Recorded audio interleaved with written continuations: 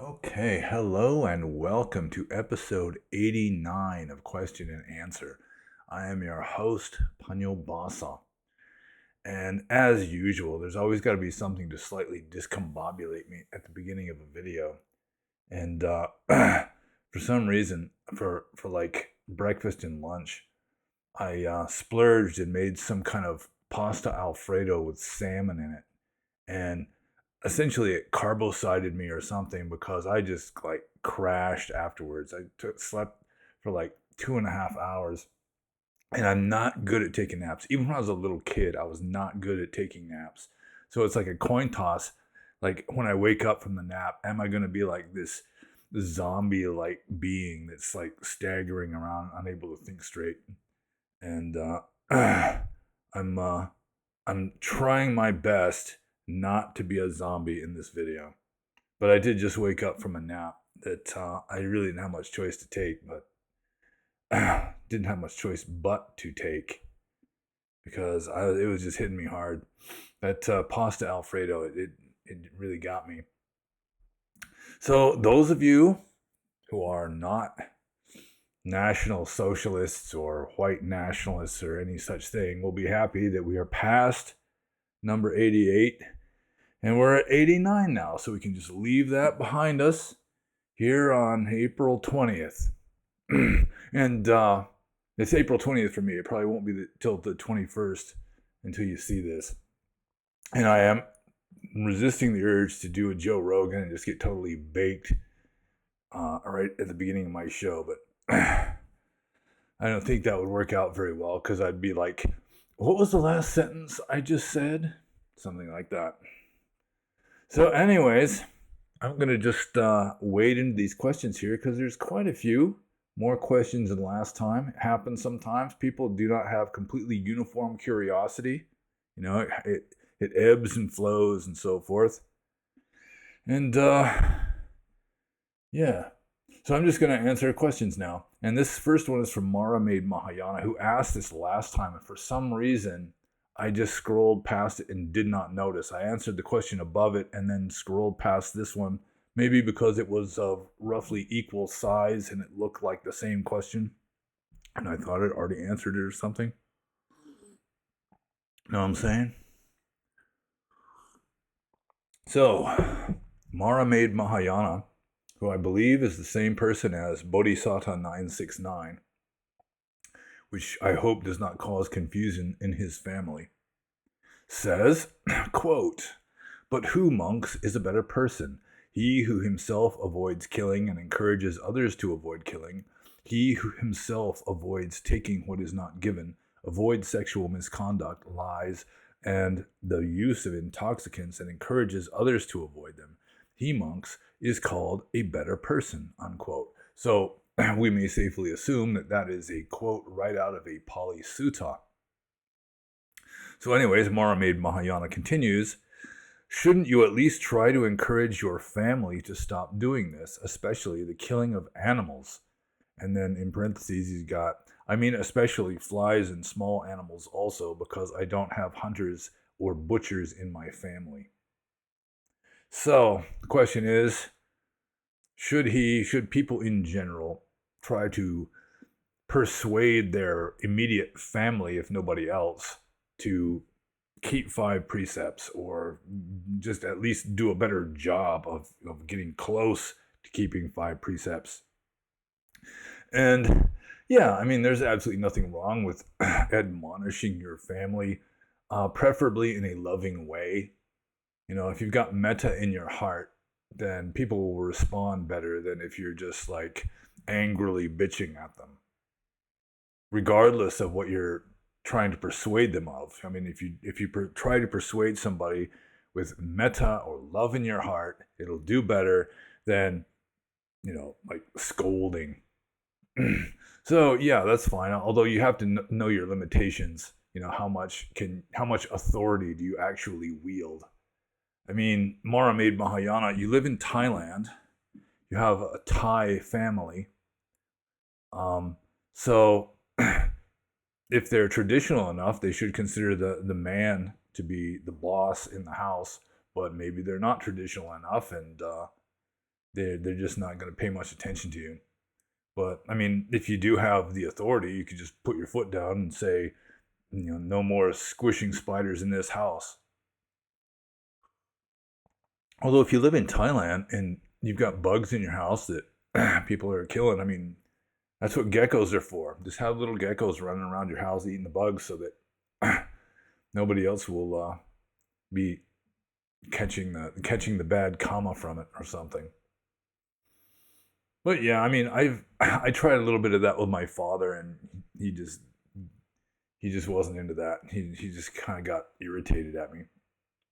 But you can do your best, and again, your best should have some metta involved, and not just irritated scolding or that sort of thing. So I guess I answered that question. So I'm just going to move on to the next question, which is from Newman, spelled Numen, not to be confused with Numa, who's a completely different guy.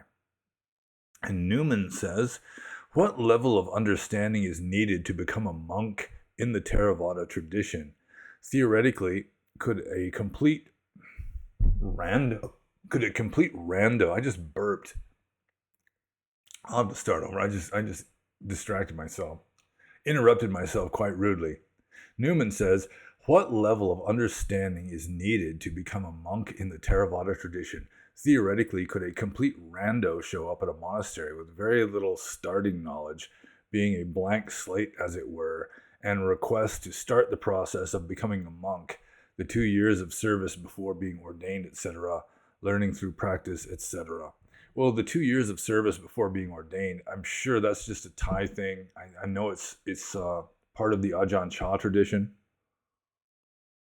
Ajahn Chah used to say, easy to ordain, easy to disrobe. And so there'd be like I almost said 2 hours. I'm still not completely woken up yet. 2 years of being a white-clad pakao, being like a monastery attendant. But that's just Thai tradition. It's not anywhere in the Pali texts that you have to take probation for 2 years before you can be ordained. Sometimes in Burma, there are some Burmese monks, some Burmese monasteries, they will ordain practically anybody. I mean, you don't even have to be a Buddhist sometimes. I once met a man, a good guy. I'm not criticizing him necessarily, but he was a good guy who was wearing monk's robes in Burma. He was a Westerner. And it turned out that he was a Catholic priest. And they just ordained him. He wanted to practice. He wanted to experience what it was like. But I mean, he wasn't even a Buddhist. He was a Catholic. Although there is a lot of overlap in some of the more dharmic areas of both religions, like the meditation practices and so forth. So, yeah, I mean, it is unfortunate that the Burmese will ordain anybody, but to some degree they will. Technically, if you belong to a tradition that does not believe in like karma, then you should go on probation. I think it's 4 months. 4 months probation before they ordain you, just to make sure that you're not a total and complete heretic. Because karma is a relatively important factor of Buddhist philosophy. And if you don't believe in it, then you could hardly be considered, a Buddhist with right view, shall we say. So, but complete randos do show up at monasteries and do get ordained, at least in Burma, sometimes at certain monasteries. But it's not really a good idea, in my opinion. So, let's see. I guess I answered that. So, let's see. What level of understanding is needed to become a monk in the Theravada tradition? I mean, needed, it depends from monastery to monastery, from tradition within Theravada to tradition within Theravada. But, I mean, what level of understanding is advised to become a monk in the Theravada tradition? Certainly you should learn about, the requisites to be ordained, just to make sure you fit all the requisites, which would include not having any money at all at the time of your ordination. that you're going to have to get rid of that somehow. Don't have any debts, that kind of thing. All free and clear. No obligations of the government, that sort of thing. And just having a good idea of what the texts say, Dhamma and Vinaya, just so that you'll have a good idea as to whether you're even going to fit in, whether it's going to work for you.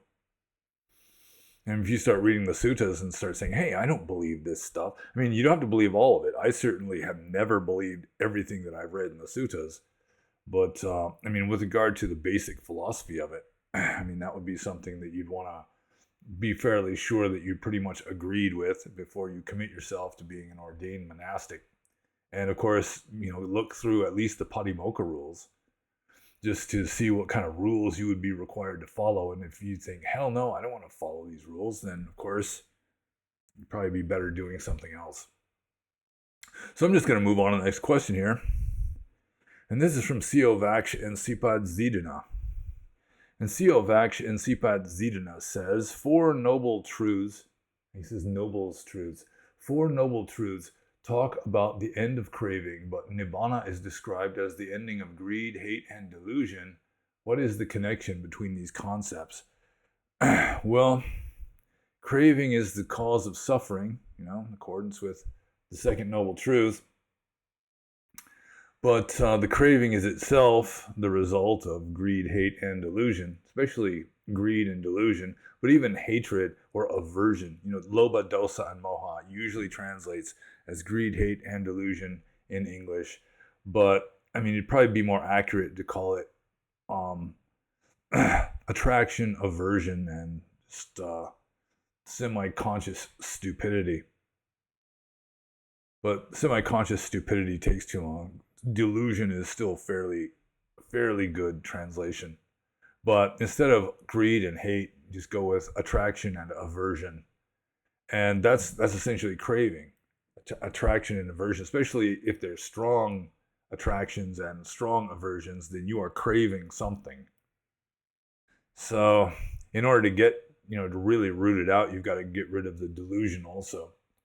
So, yeah, so long as you've still got delusion, you're probably still going to have craving.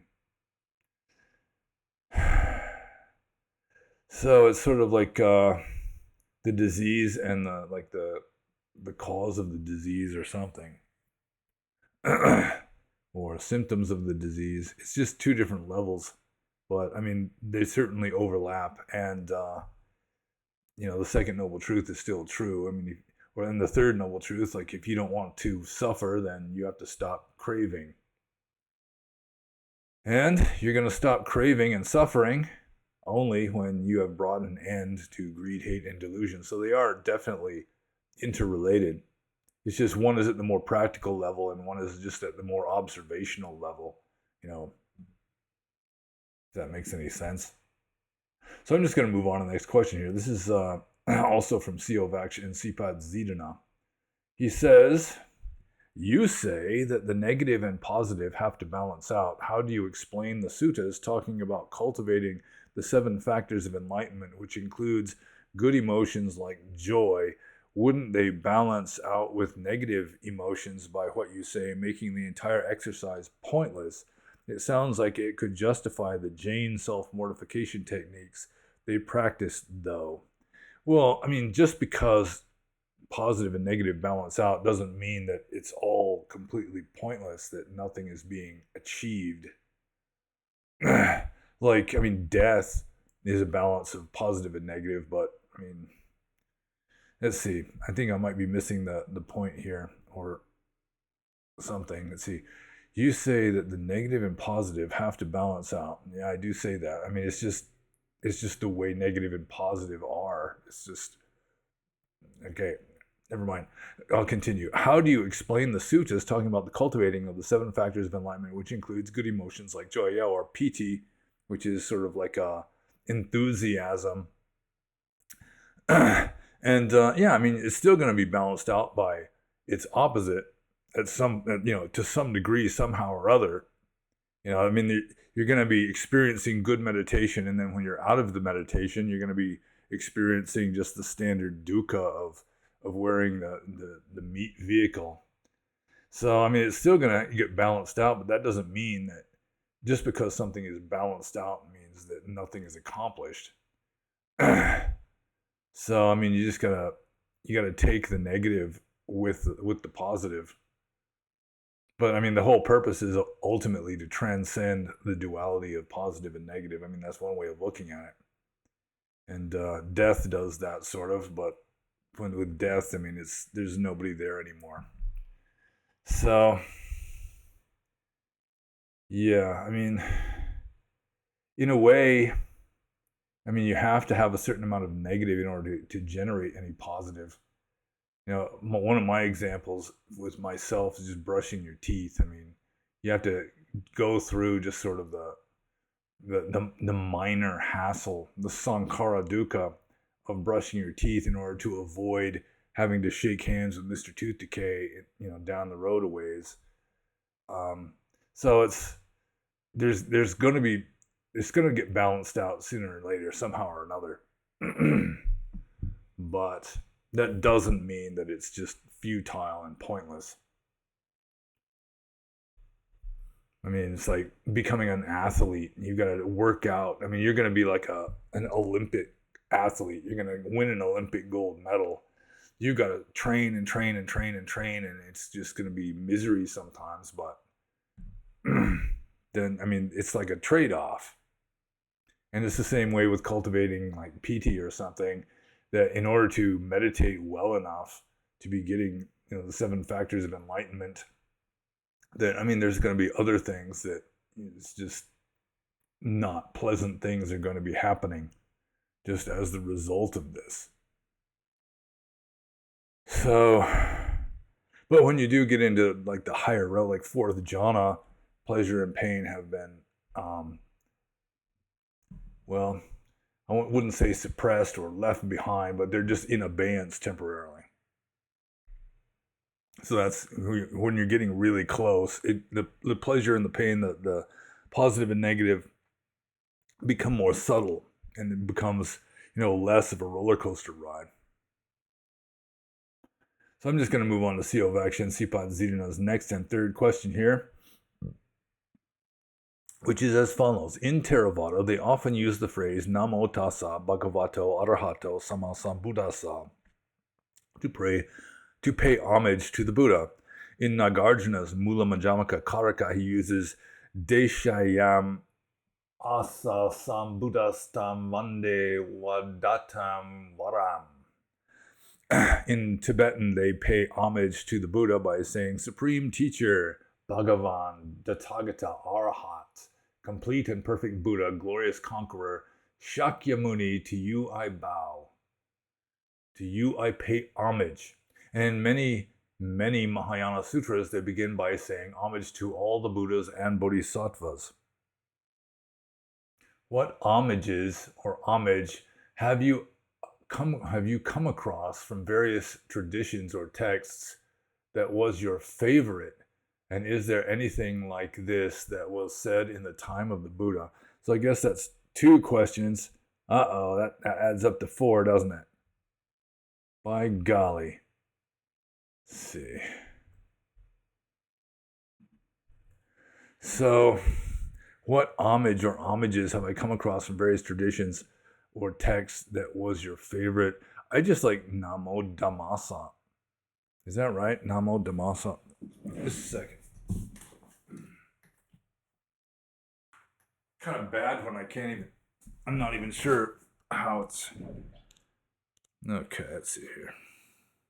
Yeah, Namo Dhammasa, I was right. Which just means homage to Dhamma or homage to the way.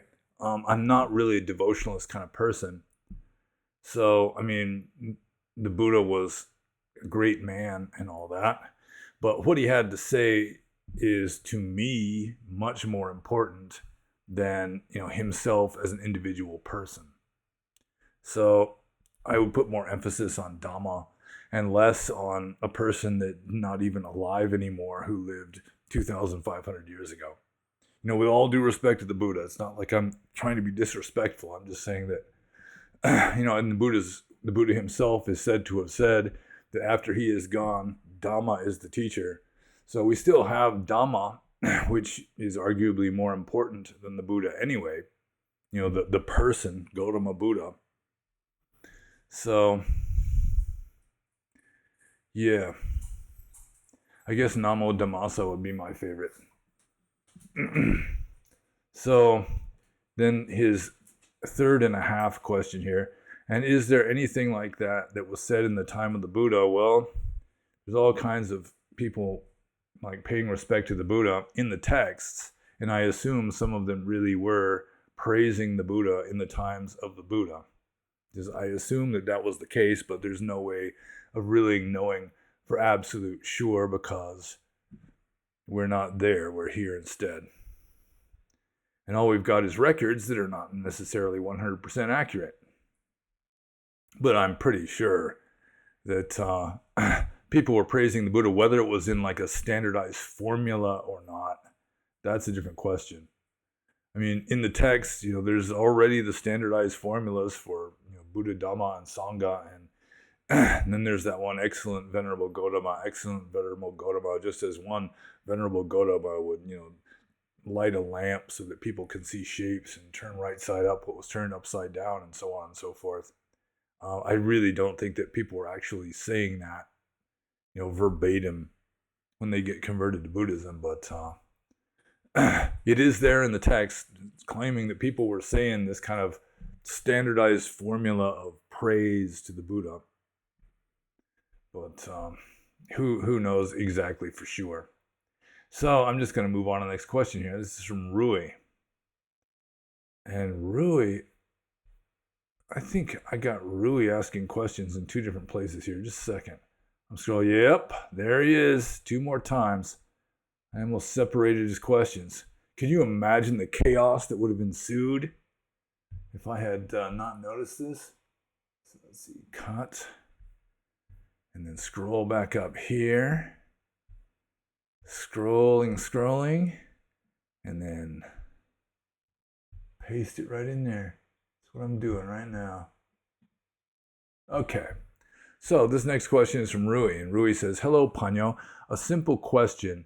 Are mendicants allowed to build their own huts or any other edifices of any description? And yes, monks are allowed to build their own huts, but within certain constraints. Like there's a relatively serious rule of Sangha di Sesa saying that before a monk can build a hut, he's got to show the place to the Sangha. There's got to be, he's got to go to the Sangha and tell them, I'm planning on building it here. And then they've got to come and inspect the site and make sure that, it's not on contested property. Make sure that there's not like, an anthill or something that's going to get disrupted by him building it there, that sort of thing. Also, it has to be a small size. It's a relatively small hut that a monk is allowed to build. If you go with the Buddha's handspan being the size of, just maybe slightly larger than the average man's hand, then you'd be building a hut that's like 7.5 feet by like 5 feet, approximately. I mean, that would be the size of the hut you'd be allowed to build if you were collecting the supplies for yourself. If a layperson just came and wanted to donate a building, then it could be a lot bigger than that. And the monks are allowed to work on it, but they wouldn't be allowed to like dig the earth, for laying foundations or anything. That it was pretty crude affair. And I mean, it would be just a flimsy thing that the monk would build back in the Buddha's time. But yeah, I guess the answer to the question is yes, monks are allowed to build their own huts or other edifices. They can lay bricks, that kind of thing. They can do carpentry, a lot of that sort of thing. They're not allowed to dig the ground, not allowed to damage plants or animals. They're not allowed to kill even insects. So they got to be real careful when they're doing it. And it is helpful to have a lay person, helping to do the stuff that monks aren't allowed to do. But I mean, there's even in the Vinaya text, there's monks who, they're trying to build a rock wall or a brick wall, and they're not very good at it. And the wall keeps falling over, and yeah. So the answer to that one is yes. I'm just going to move on to the next question. I'm still sort of in a in a kind of daze from waking up from that nap. Okay, so Rui's next question here is, from Theravada to Dzogchen, the mind is qualified as naturally untainted, pristine, pure, which I take to mean unconditioned as well. This could imply that it comes into samsara from elsewhere. What's your take? Yeah, I mean, it can't really be called Theravada. I mean, it's found in the suttas and so forth. I've mentioned a number of times. There is a sutta that is pretty obviously implying that nibbana or nirvana is infinite formless consciousness. Let's see, it's infinite, luminous, no, like shining all around, unmanifest. And there is also a text. It's in the suttas. There's a Pali text saying that this mind, monks, is shining forth, but it is defiled by extraneous defilements. So that is pretty, it's similar to the one saying that nibbana is like this shining, formless consciousness. And then the Buddha is saying your mind is also shining forth and it is defiled by extraneous defilements. And extraneous, I mean, from the point of view of Buddhist philosophy, even your own thoughts and feelings are extraneous to mind. It's like your thoughts and your feelings are somehow coming into your mind from outside. So, I mean, this would be like a vestige of pre-Theravadan, it's getting close to Vedanta, where, this like formless infinite consciousness is the absolute, and that due to defilements and ignorance, delusion, we are thinking that, our little aspect of it is just separate from everything else. But it really isn't. It's just sort of an illusion caused by the mental state superimposed upon it. So it doesn't really come into samsara, because samsara is just sort of superimposed on the absolute in a way. I mean, to the extent that samsara even exists. And so, I mean, the mind is always there. It didn't come from anywhere else. It's always been there. It's just that because samsara is superimposed on this infinite formless consciousness, according to the theory, I mean, this certainly isn't orthodox Theravada, but it could be pre-orthodox. See, because samsara, I mean, samsara is just like the 10,000 things. It's just, this and that and just distinctions. So you start off with this pure consciousness, and then these distinctions just kind of wind up superimposed on top of that. It's sort of like light shining through a stained glass window. I think some romantic poet, maybe it was Shelley, wrote a poem about that. Not that I consider Percy Bysshe Shelley to be an enlightened being. But yeah, I mean, the mind doesn't come from anywhere. I mean, it's just everywhere because it's formless and infinite, according to the theory.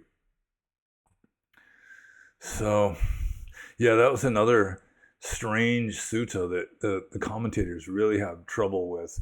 And Bhikkhu Bodhi, in his translation, he's got to have a lengthy endnote to that one, just trying to explain why the sutta would say this when it really is not exactly orthodox.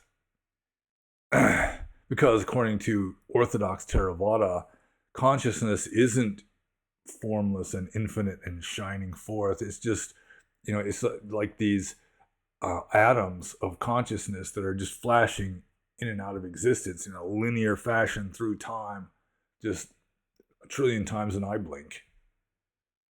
So why would they say that this mind is shining forth but is defiled by extraneous defilements?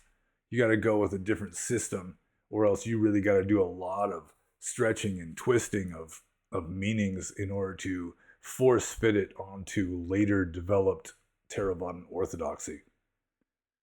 So it may be with regard to something like that that some Mahayana schools actually come closer to what the Buddha was originally teaching than something like Abhidhamma. So I'm just going to move on to the next question. This is also from Rui.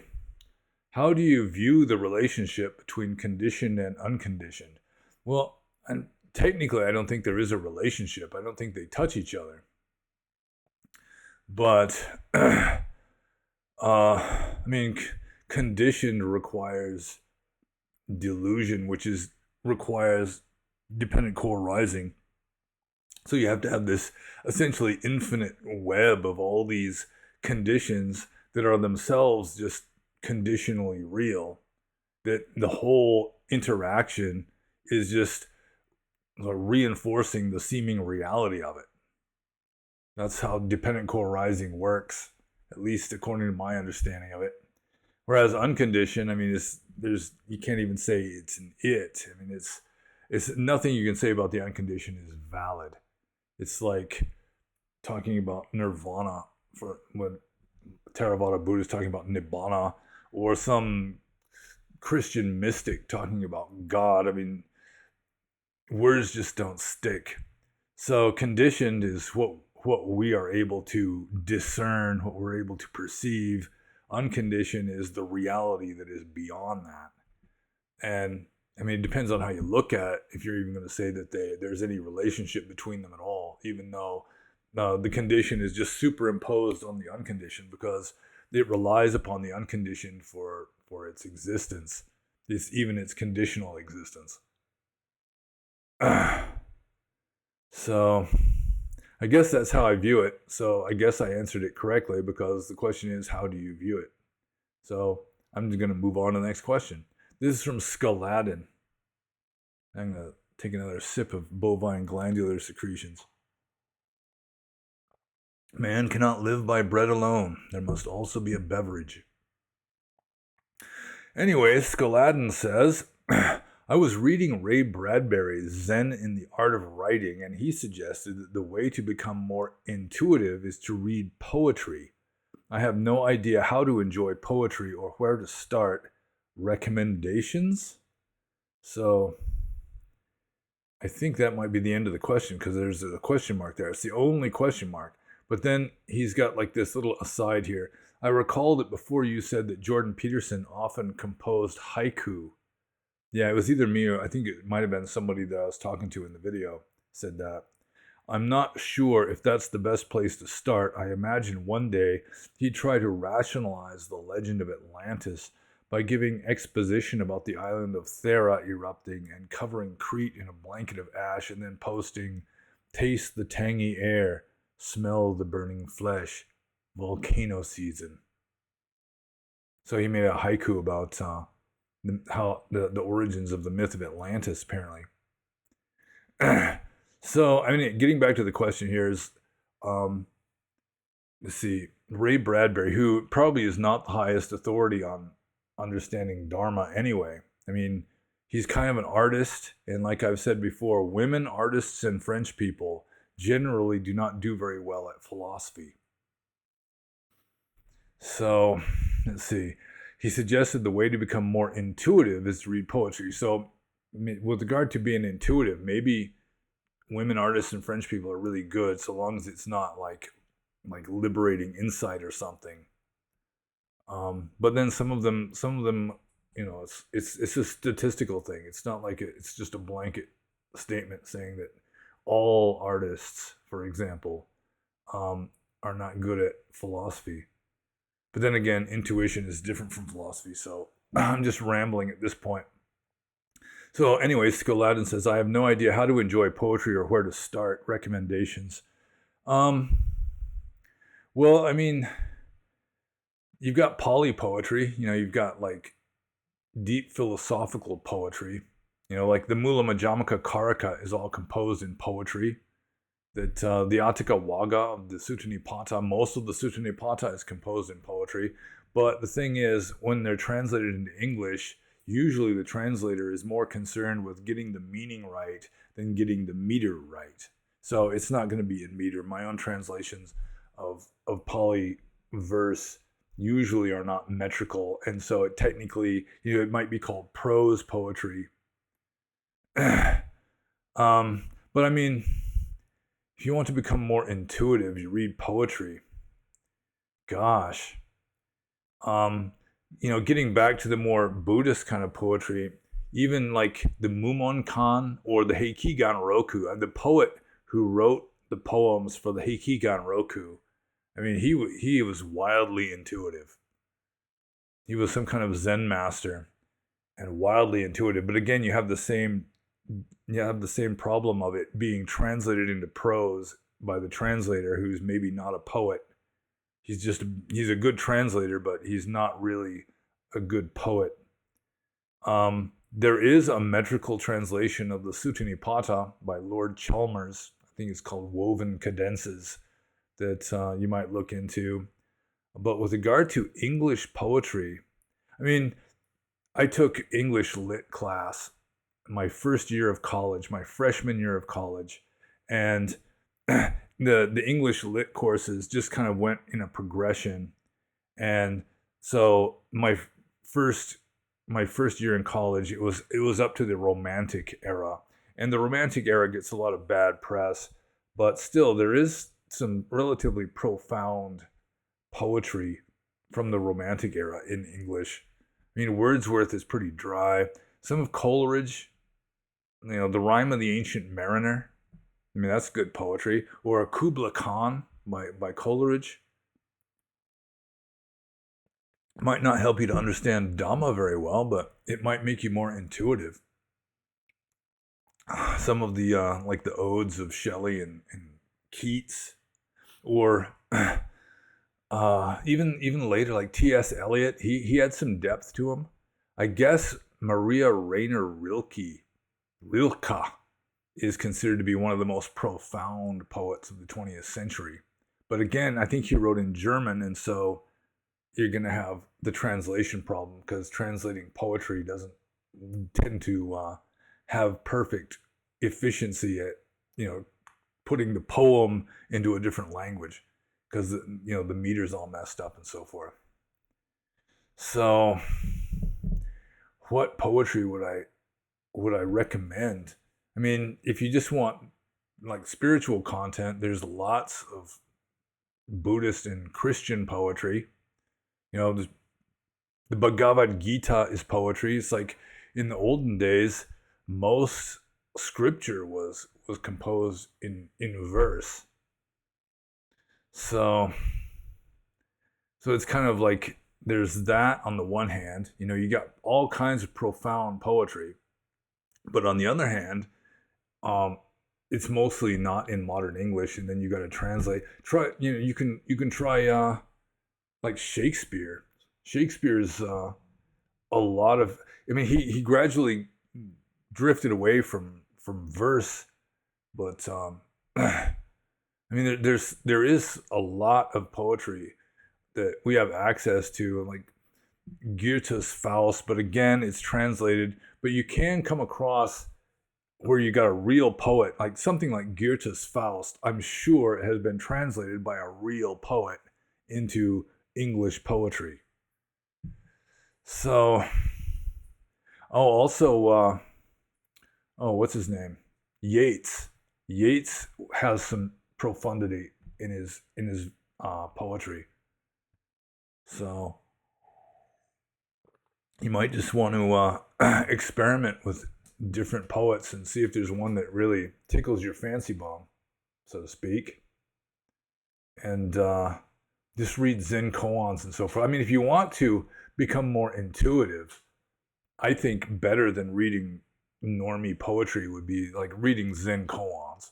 Like read the Mumonkan or the Heikigan Roku, which is what is it called? The Blue Cliff Record, which has got some poetry in it, and also is just this wildly intuitive stuff. So yeah, I would. I mean, I don't want to badmouth Ray Bradbury, but I do think you might be more intuitive by reading Zen koans than by reading, flowery kind of poetry. And just stay away from the ones that start "there once was a man" from, because those are not the best kind of poetry. So I guess that's it. Yeah. And he's talking about haiku towards the end, and haiku doesn't rhyme either. So I guess rhyme and meter really isn't all that important. It's just the content and the style of the poetry. So, yeah. Just get your hands on the Heikigan Roku and read the poems in that. That would be my advice. And I'm going to move on to the next question. This is from Mooners. And Mooners says, what is your opinion of the Prajnaparamita's literature? And yeah, I mean, I was very impressed by that as a young man before I converted to Theravada, before I finally decided to go with Theravada. Like the Diamond Cutter Sutra is profound. The Heart Sutra is profound. Both of those are part of the Prajnaparamita literature. So I think that that aspect of Mahayana, or Proto-Mahayana, was a kind of reform movement where they were trying to get back to the original spirit of what the Buddha was teaching, because he started off like in the Atthaka Wagga, just no belief, no view, no opinion, no perception. It's just, if you want to know reality, you got to get rid of all this thinking, because the thinking isn't going to get you there. You just got to like penetrate that and see reality directly, experience it directly. And then later it started getting into this complicated like scholastic philosophical system, and Abhidhamma arose, and there's also like Patisambhida Magga, and you've got the entire commentarial tradition. It's just all complicated, and they pretty much abandon the idea that you're not going to understand reality by thinking about it. Like Abhidhamma is trying to explain reality in like some grand theory of everything, sort of like the philosophy of Aristotle, and it does not really succeed. So some of these early Mahayanists were trying to just, bypass all this Abhidharma stuff and get back to the original spirit. Although they did drag in some innovations that were picked up elsewhere, like the whole Bodhisattva concept. The Bodhisattva concept is later than the Buddha's time, and and then it's just they've got that included with the Prajnaparamita. Although it's I don't know, like if you read like what the Diamond Cutter Sutra says about how a bodhisattva should conduct himself, it's really not that different, if at all different, from how an arahant conducts himself in the older literature. So yeah, it's not a perfect return to what the Buddha was originally teaching, but in certain respects, it is very worthy of respect, in my opinion. But I haven't read all of it, anywhere close to all of it. I don't know if all of it's even translated into English. I assume it must be, at least by obscure second-rate translators that nobody's ever heard of. It's out there somewhere, probably. But yeah, I mean, a lot of it is profound. Like the Diamond Cutter Sutra, on average, contains more profundity than a sutta that you're going to find at random, like in the Anguttara Nikaya, or the Digha Nikaya for that matter. So there is wisdom to be found there, just as there's wisdom to be found in the Bhagavad Gita, for example, or in the the writings of Saint John of the Cross, or whatever. You can find wisdom in just about any tradition, unless it's just a very limited tradition. Like something like, well, I'm not even going to name names, but some Christian Protestant sects are pretty limited in their view, and I assume there are some Buddhist sects that are limited in their view also. But let's see. Where was I going with that? What is your opinion of the Prajnaparamita Sutra literatures? And yeah, I think I answered that. So I'm just going to move on to the next question. This is from Lieberlam. And Lieberlam says, what kind of teas did you or others you know of drink in Burma? And I was asked this just a few episodes ago, not in exactly the same words. but it is essentially the same question. What kind of teas did you or others you know of drink in Burma? When I was in Burma, I mean, you didn't really have much selection.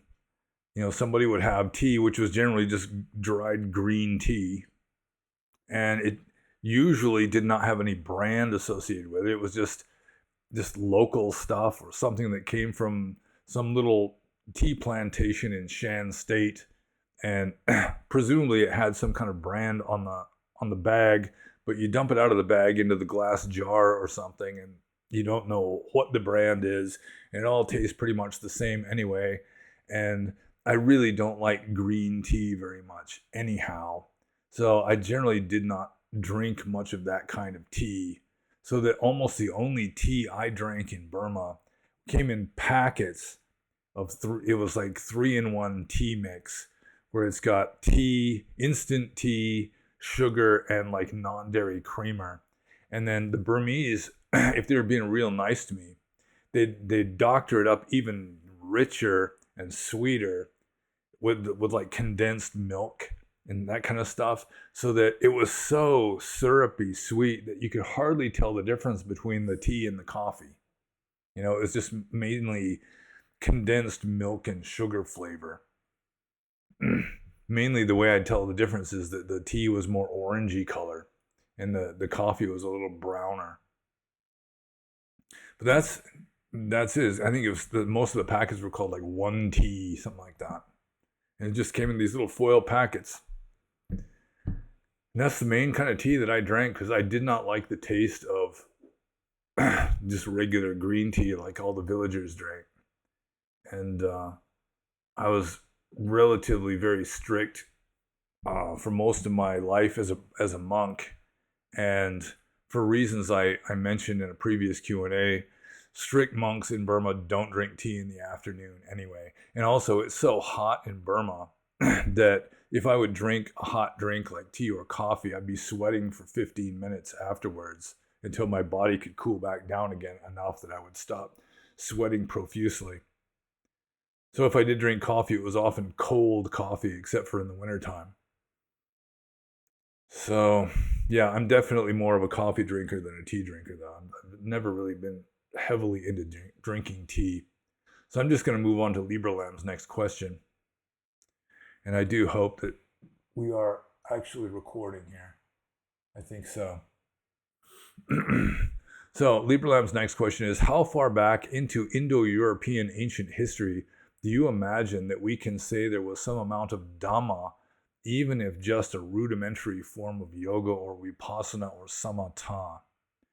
Well, I mean, if you're dealing with a rudimentary form of yoga or samatha, then you'd probably be going back into like shamanism, where the shamans at least would be cultivating, expanded mental states or whatever, partly through drugs, partly just through repetitive actions. Like, my father used to be friends with an Eskimo shaman when he lived in Alaska. It was back in the 1950s.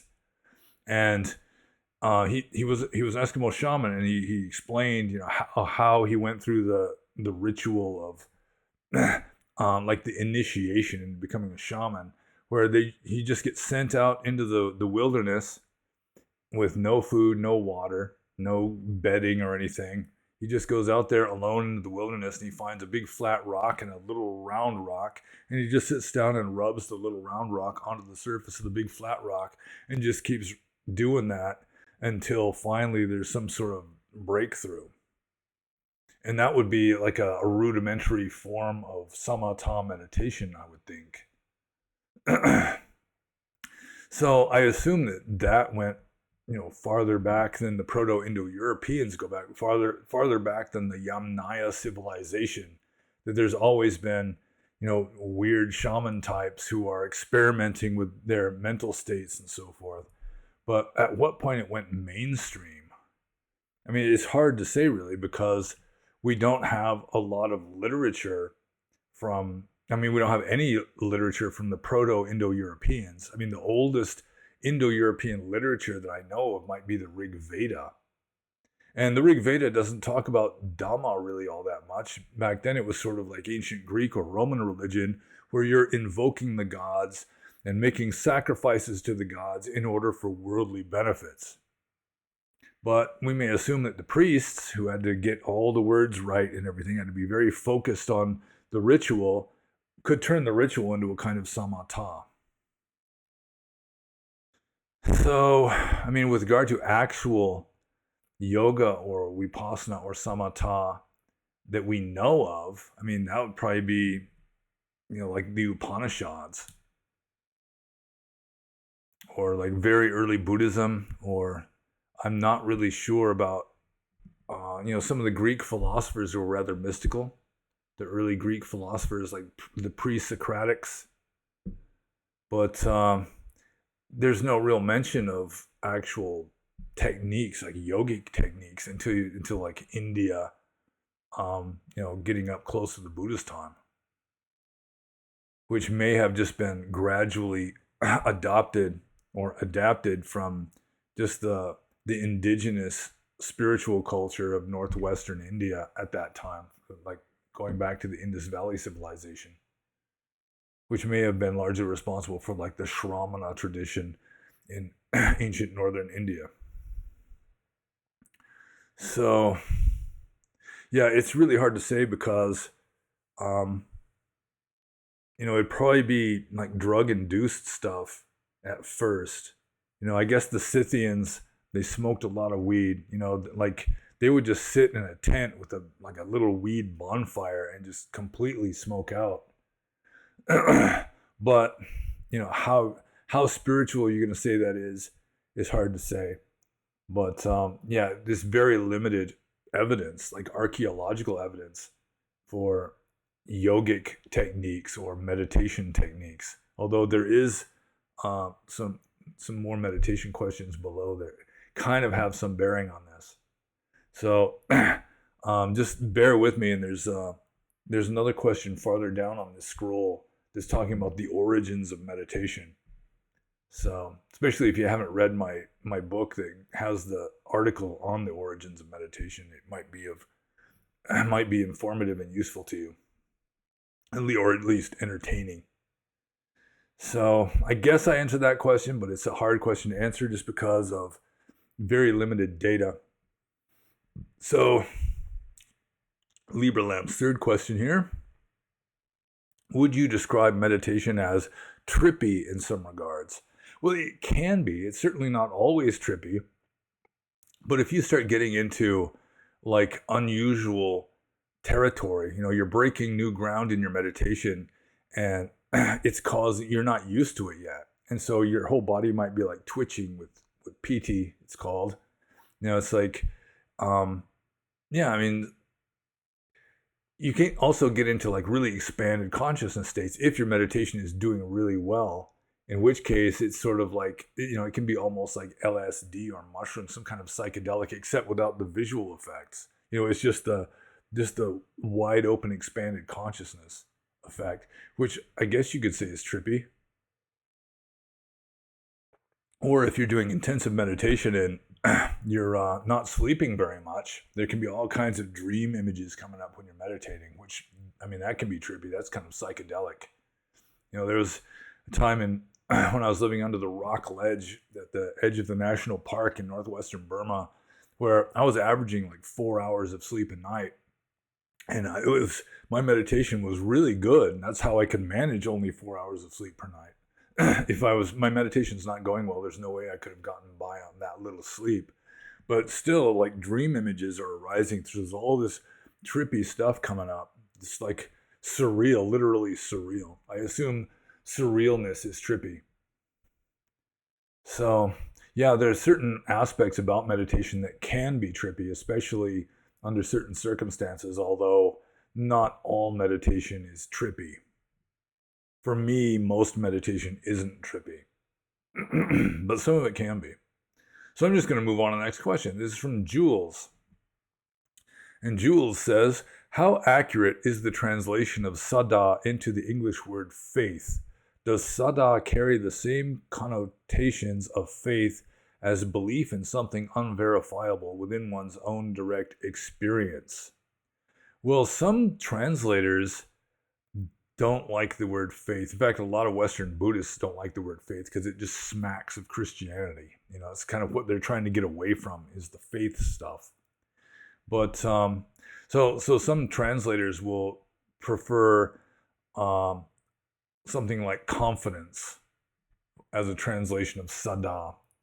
Although faith, I think, is a fair translation. I think it is a relatively valid translation of saddha. And there actually are at least 2 passages in the texts where it says a monk should have no saddha. One, kind of ironically, is in the Dhammapada, and one is in the Atthakavagga. I can't remember exactly which sutta of the Atthakavagga, but it's in the Atthakavagga of the Sutta Nipata, saying that a monk should have no saddha. So, I mean, that would mean like belief. So saddha could mean like belief, which is pretty much faith. So, let's see. I want to make sure I answer this question here. How accurate is the translation of saddha into the English word faith? How accurate? I think it's fairly accurate. I think, something like belief maybe, or I'm not sure that confidence would be as good of a translation, even though it does avoid the F word, But there are at least 2 places in the suttas where a monk shouldn't have any. So it's easier to believe that a monk shouldn't have faith better than he shouldn't have confidence. But I mean, it can mean slightly different things under different circumstances, just like the word faith has different meanings under different circumstances in different contexts. So I think for the most part, saddha does mean a kind of belief. It's not like blind faith. It shouldn't be blind faith in Buddhism, but still, it's like you've been able to verify certain aspects of this overarching philosophy, so it gives you more confidence that the other parts you haven't verified yet are also likely to be true. That kind of thing. But still, I mean, ultimately, I don't think an enlightened being would have any faith at all. So maybe saddha would also qualify. I don't think faith or saddha is even one of the 10 paramis. It's not considered to be extremely important. It doesn't receive nearly as much emphasis in Pali Buddhism as it does in like Christianity. So, and I think it was mainly Paul of Tarsus that really took the faith ball and ran with it. So I guess I answered that question. I mean, you might want to ask like a philologist who might have a better idea of the exact meanings of words. But saddha, I think literally just based on the etymology, it means like true placement or something. Maybe not. Never mind. I'm not going to look it up in the dictionary. I'm not going to have you sitting there, I should say, watching me look in the dictionary for the etymology of saddha. So I'm just going to move on to Jules' next question, which is, are there any suttas where the Buddha talks about right faith or right saddha? And I imagine there is. I imagine that there are suttas in the Sutta Pitaka just talking about the right way of having faith, but I've never been particularly faith oriented. Like throughout most of my life, I've considered faith to be delusion. Faith is thinking that you know something that you don't really know, which is kind of delusional, isn't it? So yeah, even if I've read it, and there's a good chance I have, it just didn't register very much because I've never been a very faith-oriented person. I'm more head-oriented than heart-oriented, more the scientific temperament than the artistic temperament. I want evidence, or at least some kind of experience that kind of vibes with the thing. I don't know how to explain it exactly. I guess intuition. Yeah, I do have a use for intuition, but intuition and faith are not exactly the same. Because an intuition can just be like a working hypothesis or something, not something that you're fervently believing in. So, yeah, are there any suttas where the Buddha talks about right faith or right saddha? I don't think it would be in that the sense of right faith or right saddha, but he could be talking about, you know, a proper kind of faith that a Buddhist would have. But I really don't know what sutta it is. It's probably out there. It would not surprise me at all. In fact, it might surprise me more if there isn't a sutta about that. But I really can't tell you which sutta it is. So I'm just going to move on to the next question here. This is from Pranav. And Pranav says, there are 13 dhutangas. Did the Buddha follow all 13 or not? And for those of you who don't know what dhutangas are, they are optional ascetic practices, like only eating alms food, only wearing robes that are made of rags that you've picked up off the ground and sewn together, sleeping only in a sitting position, eating only one meal a day, this kind of things. Living in a cemetery, living under a tree, living under the open sky. So, and there's according to the Visuddhimagga, there's three different levels of each dhutanga: easy, medium, and hard. So, did the Buddha follow all 13 or not? Probably in his early days, like when he's doing the Dukkaracharya, where he's, like torturing himself and being extremely strict. Yeah, he probably experimented with all of them. But later on, according to the suttas, then, he wasn't following them at the strictest level. He wasn't really following all of the dhutangas anymore. Like, there's a dhutanga, like at least 2 dhutangas. You don't sleep. I mean, you stay at the root of a tree, or you live under the open sky. It seems like those two would be mutually exclusive. But I mean, the Buddha accepted invitations from lay people, which he would be breaking the dhutanga of just going for alms round. He lay down, so he didn't do the sitter's practice, the sitting dhutanga. He died lying down. It does mention him lying down sometimes. He would, I don't know if I assume that he would occasionally spend the night in a town, and the forest dwellers dhutanga is you don't spend the night in town. So I assume he had experimented with all of those things during his really intensive phase before he became enlightened. Maybe in his earlier days, I mean, obviously he did, spend a lot of time under trees and wandering around, probably staying in cemeteries occasionally. He went for alms food most of the time, even if he did occasionally accept an invitation to somebody's house. So, he didn't follow all 13, not all at the same time. And I think the only monk, there are a few monks that are mentioned, especially Mahakassapa, who was, of all the Buddha's great disciples, he was the one who had mastered dhutanga. So, in the Buddha's time, according to tradition, I think it was Mahakassapa was the only monk who was able to do all 13 dhutangas at the hardest level without cracking up. Just he was able to maintain that. So this is just my standard long answer to a short question, because technically the answer is just no. Did the Buddha follow all 13 or not?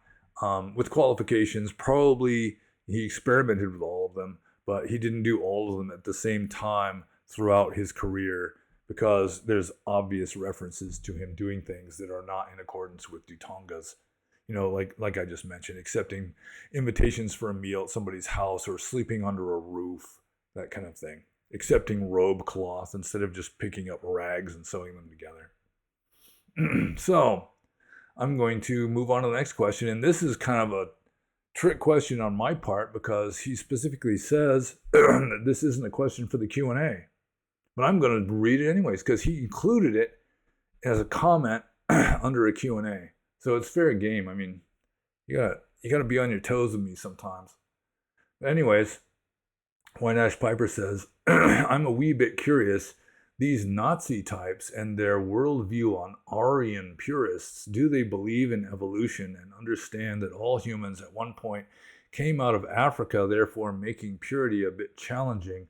Of course, I've seen new arguments about this coming out of Africa theory, but haven't dived too deep into that rabbit hole, not being a believer in evolution. It's kind of hard to want to. This isn't a question for your Q&A episodes. It's irrelevant to Buddhism. Yeah, in a way it is. I mean, if you're clever, you can relate everything to Buddhism. You know, everything is related to Dhamma somehow or another. But yeah, there's a lot of controversy and this sort of heated debate going on about like how human beings evolved and where they evolved. Like the out of Africa theory is like still, I'm pretty sure, just the main theory. And I'm still inclined to go with out of Africa. But there's people that are just vehemently opposed to this. And one of the reasons why they would be vehemently opposed to it, one of the main reasons that I've seen, is just somebody is indignant that they evolved from black people. And I mean, that's not really what out of Africa is saying anyway. So, I mean, that argument would be a misunderstanding of the out of Africa theory. But I think part of the confusion of the whole out of Africa theory and just the whole human evolution thing is, you know, where do you draw the line between our species and another species? It used to be Neanderthals were a subspecies of humans. But now they're considered to be a completely different species, even though they can interbreed. Because most people that aren't sub-Saharan Africans have about 3% Neanderthal DNA. So it's like, where are you going to draw the line from what is a human and what isn't a human? And you'd think that just the genus Homo, you know, Homo habilis, or at least Homo erectus, that would be the start of our species. But now they're like making more and more species. Of course, all the other species have to be extinct, because if all of a sudden they found a tribe of Neanderthals living in a remote valley of the Himalayas, they'd immediately just do a 180 on them being a different species, because that would be racist. You know, they'd be dehumanizing these people of color and so forth. So that, I mean, part of the problem nowadays is that science, including anthropology, has just been hijacked by politically correct political thinking. So, like, they're getting rid of the whole idea of race. Like, they're saying race is just a social construct, and so it's not useful. But then again, all of taxonomy is a social construct. You know, dividing mammals and birds into two different groups is like a social construct. But they don't get rid of that. It's only when it applies to humans, like modern humans that exist today, then the fact that taxonomy is a social construct renders it invalid, but it's still valid for everything else and every other organism under the sun, this kind of thing. So there's all kinds of just muddied waters and confusion and pseudoscience and politics just masquerading as as a legitimate science in the field of like human evolution at this point. But out of Africa, I still am inclined to go with the out of Africa theory, not saying that we evolved from the Negroid race, using quotes there, because I have read that the black race, the sub-Saharan African black race, is relatively recent, that they evolved in like Western Africa around the time that the first migrations were already leaving northeastern Africa into Asia, Western Asia. So the first humans would probably be more closely related to the Capoid people and like Australian Aborigines. That would be like indicative of one of the early diasporas out beyond Africa. But one of the bits of evidence that does indicate that Africa is like the homeland of the human species or group of species is that there's much more genetic diversity in Africa than out of Africa, which indicates that sort of like the ocean. Life began in the ocean. One of the reasons you know that is there's way more diversity of life in the ocean. There are entire groups of animals that live only in the ocean, especially the really primitive ones. Like starfish, that kind of thing. They they don't exist in fresh water. They don't exist in land. So I'm confusing myself now. Oh yeah, so just having more diversity, genetic diversity in Africa. More. What's the word I'm trying to think of? I can't. The word clade keeps trying to come into my mind, but there's all these different. I can't even think of the word.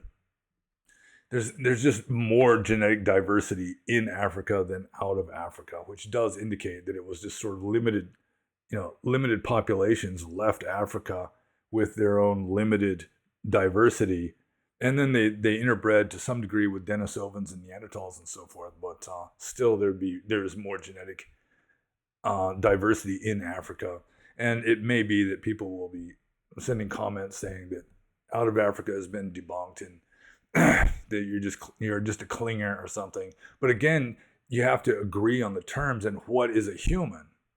I mean, I would consider a Neanderthal to be a human, or a Denisovan to be a human. Homo erectus is probably a human. So I do think that the earliest humans arose in Africa, probably like Eastern Africa somewhere, and then they left Africa in a number of migrations. But let's see here. And I mean, not believing in evolution, I mean, that doesn't make any sense to me. I mean, the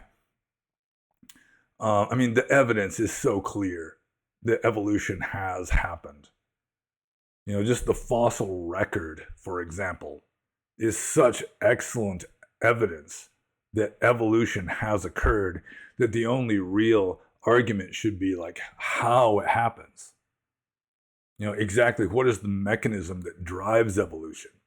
Then you can still have God in there, or like some kind of Schopenhauerian will that's just striving to just diversify, just to fill existence with itself, that kind of thing.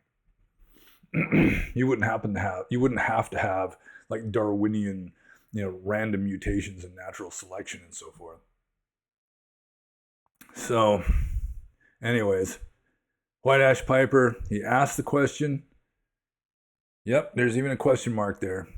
He asked the question under a Q&A video, and so I consider it fair game, even though he said it isn't a question for his Q&A, these Q&A episodes. Well, he was mistaken, because it is. So, but I don't even think I really answered his question yet. Let's see. Do the Aryan purists believe in evolution? Yeah, I think most of them do, and understand that all humans at one point came out of Africa. Well, that's like hotly debated now, therefore making purity a bit challenging. Well, yeah, I mean, it's not like the Aryan purists are saying that the Indo-Europeans just arose out of the soil pure and pristine, north of the Black Sea, 5,000 BC or whenever it was that it happened. The Yamnaya culture obviously was already a combination of 2 or 3 different main groups. You had like the Western hunter-gatherers, and you had like the Northern hunter-gatherers, and maybe a little bit of Neolithic farmers, got included. And then you had like some other group that was down in the Caucasus that had some influx of genetic material. So that's really not in question. I mean, they're not claiming that Indo-Europeans are just completely unique and pure and pristine. It's just in a way, it's more of a cultural thing than a genetic thing. Although the Indo-Europeans did have certain genetic qualities that others didn't have, like they were lactose tolerant. I read this book that was saying one of the reasons why the Indo-Europeans were so successful is because they could digest milk. They were lactose tolerant even as adults, which allowed them to grow more calories on the same amount of land, because dairy cattle produce more nutrition than beef cattle do, et cetera, et cetera. So, yeah, I mean, the Nazi Aryan purist types, they've got all kinds of beliefs, and so I mean it's not all just going to fit into this one little category or that little category. So I guess I answered that question about as likely as I'm going to. So I'm just going to move on. And it's April 20th today. So why the hell not? So next question is from Kzen. And Kzen says, greetings, Punyo. I recently short segment NPR. So I think he completely omitted a verb here. Let's say, greetings, Punyo. I recently saw a short segment on NPR. A short segment NPR did about Goenka Vipassana. They mentioned that 2 women had committed suicide during courses. Any thoughts on why some people open Pandora's box while meditating and can't close it? And on our Discord server, there's been a lot of discussion of this because there's some lady scientist type who has specialized. I think she's like a psychologist or a therapist or something. She specializes in alerting the world of the dangers of meditation, because sometimes people can crack up doing intensive meditation. Anyone who's attended a lot of intensive meditation retreats know that every once in a while somebody will crack up. And so that's seen as, you shouldn't do this, or you should be very careful, because this kind of stuff can happen. And I mean, it does. People can crack up, or they have like hidden subconscious stuff that they've been, throughout their life, they've just been keeping it down and subdued. And then when you meditate, it all comes burbling up to the surface. That kind of thing can happen. Or you just have like certain frailties in your character. It's like for genetic reasons or past experience, like as a small child or something, you just got this weak point, that can break easy. And, you just kind of like favor that in, you avoid certain circumstances, certain situations and so forth. But then you get into meditation and you're having to like face everything you got inside you. And it can just like break something, that kind of thing can happen. It doesn't happen very often. It's like not everybody who takes LSD has like a bad trip when they do it. And it's not everybody who does intensive meditation is gonna have like some kind of horrible breakdown and commit suicide or some such.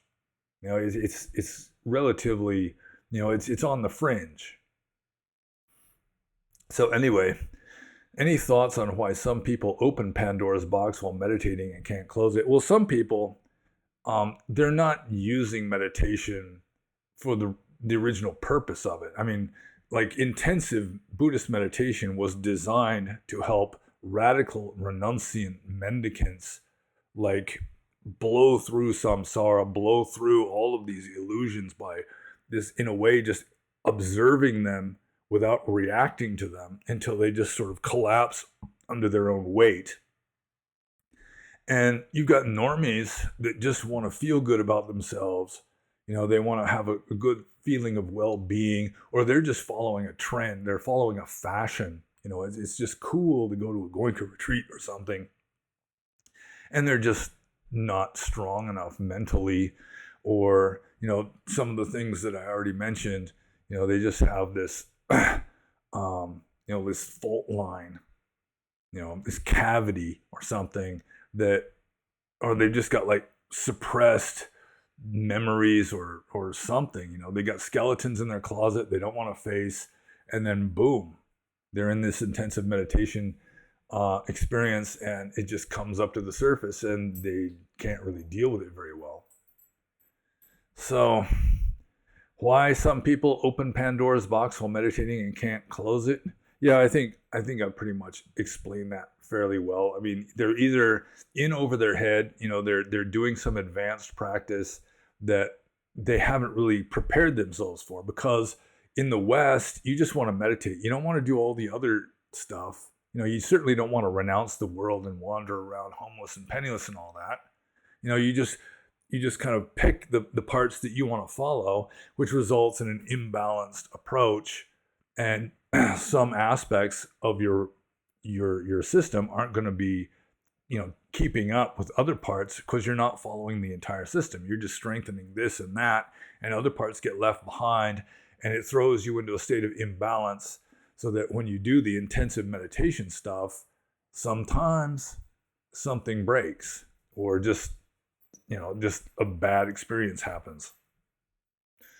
So, yeah, I think a lot of people just don't realize what it is that they're doing. And they're meditating for reasons other than the reason why the meditation was developed in the first place.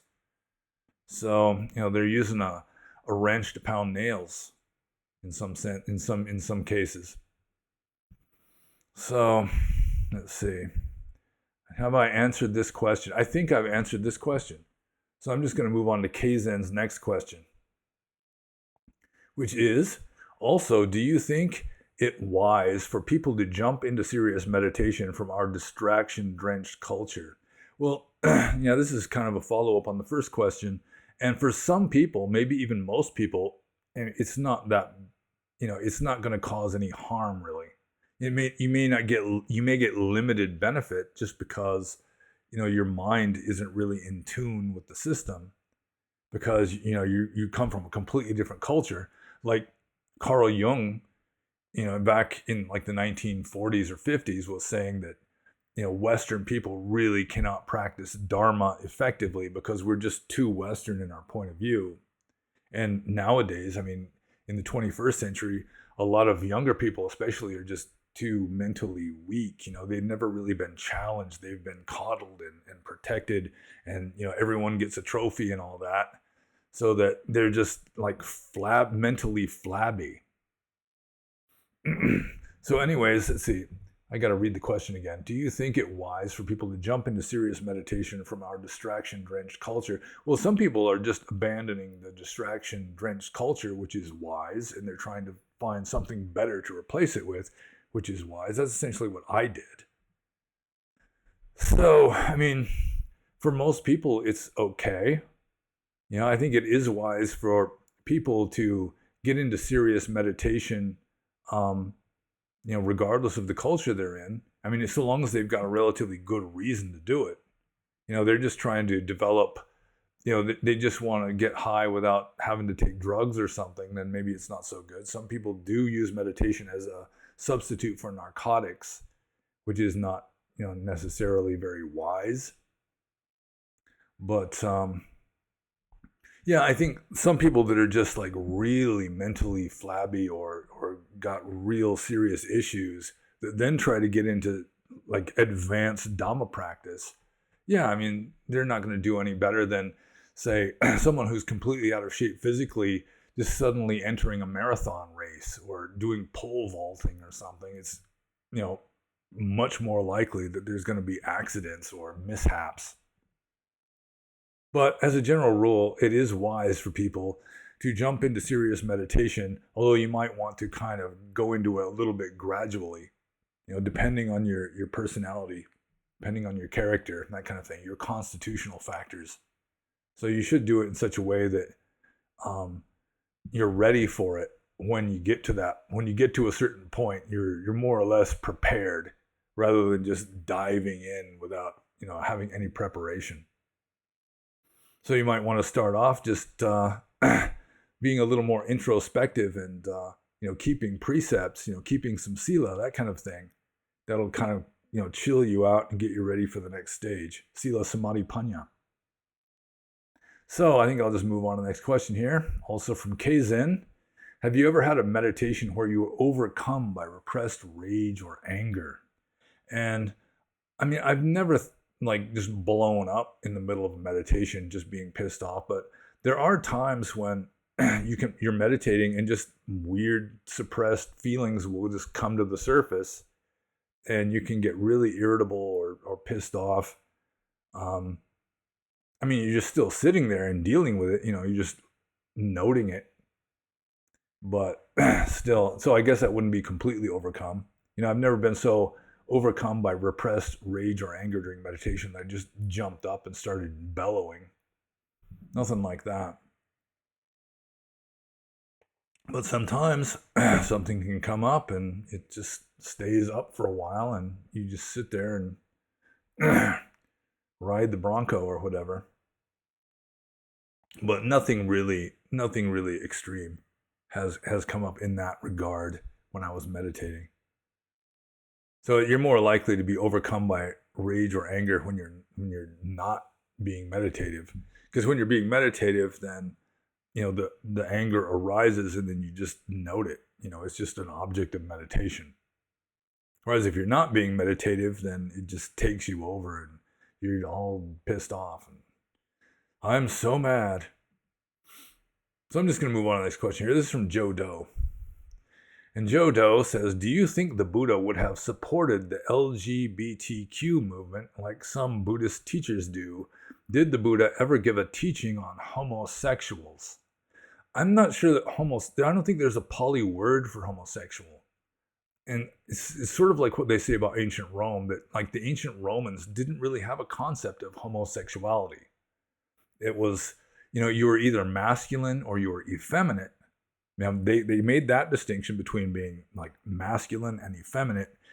But like if you had sex with a teenage boy in ancient Rome, I'm not advising this at all, but if you had sex with a teenage boy in ancient Rome, then, if you were on top, you were still acting the role of the man. You were still masculine. It was the one who was on bottom, so to speak, that was the effeminate one. And they wouldn't, they'd have less respect from other men and so forth. But I think it might have been kind of similar in ancient India. Like there's mention of pandukas, which are eunuchs, like castrated eunuchs. And it seemed like men who had some kind of homosexual inclinations were more inclined to just go and have sex with a eunuch than to have sex with another man. There's really not much mention of it, and it's not considered to be that really a thing. Like in the Pali texts, like if you touch a woman with lust in your heart, you're getting off on touching this woman. That's a Sanghadisesa offense, and that it requires penance. You got to take penance for 6 days and 6 nights. It's really a complicated procedure you have to go through, and it's a relatively significant punishment that a monk receives for touching a woman with lust in his heart. If he touches a panduka with lust in his heart, that's only a tulachaya offense, which all you have to do is just make confession. It's still a serious offense. Tulachaya literally means something like grave transgression, but still you confess it. You don't have to do the penance or anything. And if it's a man, you're touching a man and experience lust. You're touching him because you're getting off on touching another man. That's just a dukkha offense. It's like the lightest offense there is. Still, if you have sex with a man, you're excommunicated for life, just as if you have sex with a woman, you have sex with a monkey, whatever it is, then you're excommunicated for life. So it's not that having like literal homosexuality gets a pass in Buddhism, but I think I'm just kind of sidestepping the question here. And there's 2 questions, 2 question marks. These sneaky people put 2 question marks in supposedly 1 question. But I forgive you, Joe Doe. I do. So, and because you only asked 2 questions anyway. So the first question, do you think the Buddha would have supported the LGBTQ movement like some Buddhist teachers do? I don't think so. People who identify with their sexuality, that is light years away from Dhamma. You're not supposed to identify with anything really. So, especially the Buddha as he was historically, I think the LGBTQ movement would have been seen as just some kind of insanity in ancient India, just in that culture, much as it's seen as insanity by lots of people nowadays. But people who identify with their sexuality is just kind of weird from a dharmic point of view. What's the point? So, yeah, the whole supporting the LGBTQ movement by Western Buddhist teachers nowadays is more of a political thing than a Dharma thing. It's the standard progressivism, neo-Marxism, radical leftism. What's the other word? Something politics. Liberational politics. Is that it? I mean, there's lots of words for this, essentially the same phenomenon, so-called progressivism, as though decline and fall of civilization is progress. Yeah, I mean, it's more that. It's, pride flags in front of churches and so forth. I mean, that has nothing to do with the Bible. That's just leftist politics nowadays. And Buddhism, especially, because it doesn't have as much foundation in the West, doesn't have as deep of roots in the West. You've got these academic types just like writing articles and entire books on like queer Buddhism, for example. And they can get away with it because most people don't know enough about the subject to really say, hey, wait a minute, that doesn't have anything to do with ancient Indian Buddhism. I mean, the Buddha wasn't even supporting like elimination of the caste system in ancient India, which was an issue back then. So, yeah, I don't think he'd be supporting the LGBTQ movement in ancient India. If a Buddha arose today, I'm sure he would not emphasize it, that he would just sort of, make some sort of wise comment about certain things and not like endorse it or anything, but he would have compassion for everybody, that sort of thing. He'd want to help everyone he was able to help. But with regard to monks, if you had like LGBTQ activist monks, he might have really sternly rebuked those, because that's not what a monk is supposed to be doing. That's not what monkhood is all about. So then the next question here: did the Buddha ever give a teaching on homosexuals? And like I say, I don't think there is even a word for it. I don't think it was really a cultural concept back then. Although they did acknowledge that it did happen, it just wasn't, it was such a fringe thing that it really didn't get much comment. And especially in Buddhism, maybe in some other kind of literature, that they talk more about men sleeping with men, men lying with men. But yeah, there's very little mention of that sort of thing, except for in the Vinaya rules.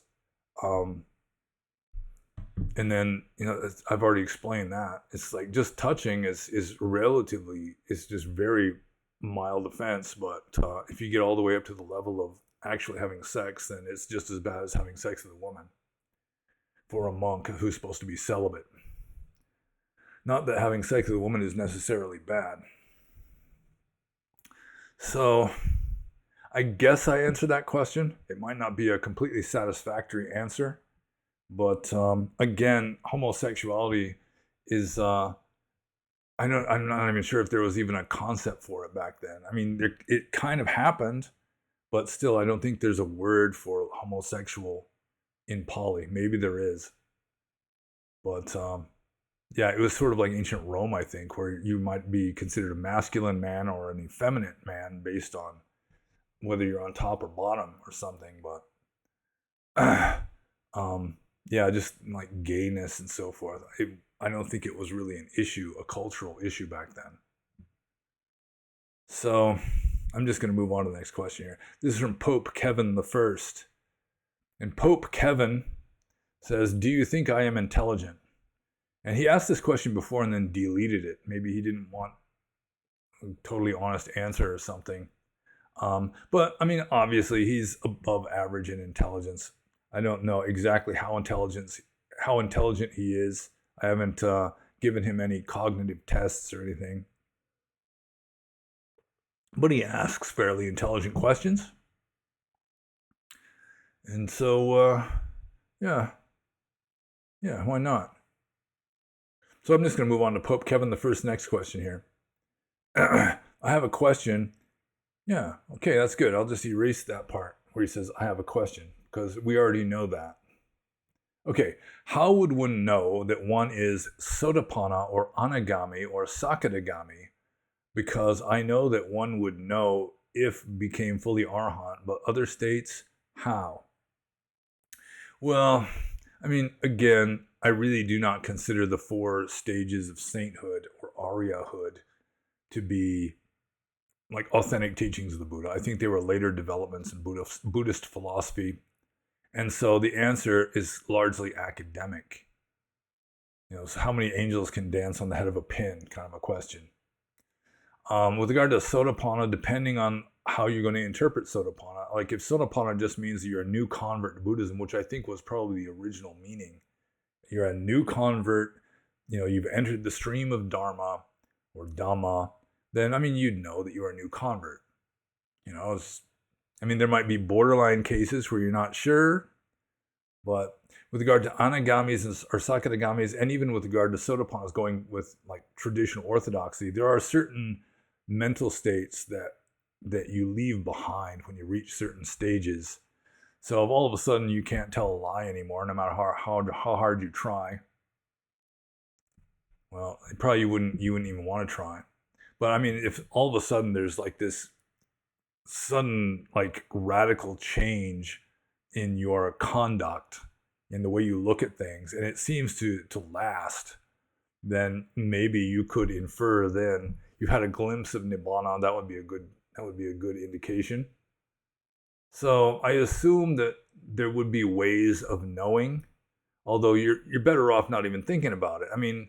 It's like something the Diamond Cutter Sutra says, the Prajñaparamita Vajracharika Sutra, where it's saying that a real Ariya, like a real Sotapanna, isn't going to be thinking, I'm a Sotapanna, I'm an Ariya, because self-view is one of the first things they abandon. You're not going to be identifying, I am this, I am that, I am a Sotapanna, or I am transsexual, or, I am gay or something. It's I am this. That's one of the first things you outgrow. So, who cares? How would you know? You're better off not knowing, really. In a sense, because if you know that you're a Sotapanna, in a way that means you're not one. So it's like a catch-22. If you become an anagami, you're not going to be thinking, I'm an anagami. It doesn't work that way. So it's all just sort of this Indian classification system that got applied to practitioners, and I don't think that it originates with the Buddha himself. And I do think a lot of people are mistaken, especially, so many people. I've met so many people who think that they're a Sotapanna, and a lot of them just pretty obviously weren't. Especially if you go with the strict orthodox definitions, like a Sotapanna cannot tell a lie. So you got monks that are, they obviously think that they're at least a Sotapanna, but they're giving like bullshit confessions. Yes, sir, very good, sir, I will restrain myself in future, when they know full well they're not going to restrain themselves in future. Or secretly handling money. I saw a few Sotapannas at a Mahasi, in a meditation center in the Mahasi tradition in Rangoon. They're like secretly handling money. They're doing all this stuff that's crooked from a Buddhist point of view, and they're making confession for it without getting rid of the money, which is like renders the confession null and void and so forth. So I think most people who think that they are an Ariya in the Buddhist spiritual sense probably are mistaken. Yeah, and anyone who's considering himself to be a Sakadagami or something, I just think that it's just sort of like an academic thing. It's kind of a made-up term that doesn't necessarily apply to reality. So, yeah, I kind of disqualify the question in a sense. I'm just going to move on to Pope Kevin I's third question, which is, you have degree in biology, and I am alcoholic, as you know, how to stop drinking. Do you know any working methods? AA? So, I've never been an alcoholic. I've never had to stop drinking. I've never been really addicted to any substance in my life, not tobacco or anything like that. So I may not be the best person to ask about this. Although my father was an alcoholic. He was a hardcore alcoholic, like Eastern European type of alcoholic that's rare in the West, but fairly common in Eastern Europe, like Russia, and presumably Poland and Ukraine and so forth, where he would drink like a quart of vodka a day, and you never really saw him drunk and you never really saw him sober. He was just kind of fueled on it. And, he didn't really act drunk or anything, but if he had to go a couple days without drinking anything, he'd start having the delirium tremens, he'd like hallucinations and everything. I never saw him in that state, but I've heard about it. He's told me about it. So in my father's case, he went to a treatment center at first that helped, sober him up and get him detoxed and everything. And then he started going to Alcoholics Anonymous after that. And he remained on the wagon for the rest of his life. But the most important thing, if you're going to stop an addiction, is you have to be 100% sure you want to stop the addiction, even when the itch starts coming back. I mean, you have to like really make up, you have to have aditana, you have to have determination, and just not even fantasize about how nice it would be to have a drink. It's just something like that starts to arise. It's like, nope, not appropriate. And another thing is that in order to eliminate some intense mental issue like alcoholism presumably is, you have to replace it with something of equal intensity. So it used to be said, there was an old saying in America that the only cure for dipsomania is theomania. Dipsomania being an old-fashioned word for alcoholism, theomania being you find religion. So, that was pretty much the only way that worked back in like the 1800s, in America anyway, for an alcoholic, is he'd have to find Jesus. And then it would like the mental energy that went into the alcoholism just got replaced by the mental energy that goes into the church and Jesus and so forth. But you have to be sure. You can't just be halfway or even 90%. Because sooner or later, that 10% is going to gain the forefront, and then you'll start drinking again. And it's interesting that Venerable Jnanavira, an English monk who lived in Sri Lanka, or Ceylon in those days, back in the 50s and early 60s, in his letters, he writes about like addiction and what goes on in the mind of an addict. It's kind of insightful. If you have access to that, maybe you could read it. I mean, it's probably on the internet, the writings of Jnanavira, the letters of Jnanavira. Maybe do a search for addict or something, and it might come up. But he agrees. I mean, you really have to be 100% if you really want to break it, because just being pretty sure. Let's say you got this alcoholic person. He loses his job, and he loses his wife, and he loses his family, he loses his house, he loses his friends, he loses his reputation. But so long as there's still some positivity, he still likes it, then it's not going to work. In his case, he's got to hit rock bottom and lose everything, lose his health, everything. And then finally, he's just going to get beaten over the head with reality hard enough that he's going to make up his mind for sure 100%, I'm sticking with this, and then he's got a chance. But if it's not 100%, you're just pretty sure you want to stop drinking or some such, then it's going to work for a little while, up until the urge gets intense enough that it just takes over again. But again, I'm no expert on like addiction management or anything like that, because I've never experienced it myself, although my father did, and he was successful. He stopped drinking around the same time that I started drinking, like when I was 16 years old. So I'm just going to move on to the next question here. This is from the proto-pseudo monk, alias Cool Whip. And as you may know, he includes little titles to his questions. So the first title to his first question is Nibbana and Jhana as the default enlightened state and eating Cool Whip. So the question is, if an arahant has no identification with the five aggregates, that which makes up the reality of samsara, is this being constantly in Nibbana, and because she is rid of the hindrances, is she constantly in Jhana? Like if an arahant and an ordinary person both eat some Cool Whip mindfully, presumably they share the same experience of Cool Whip taste consciousness.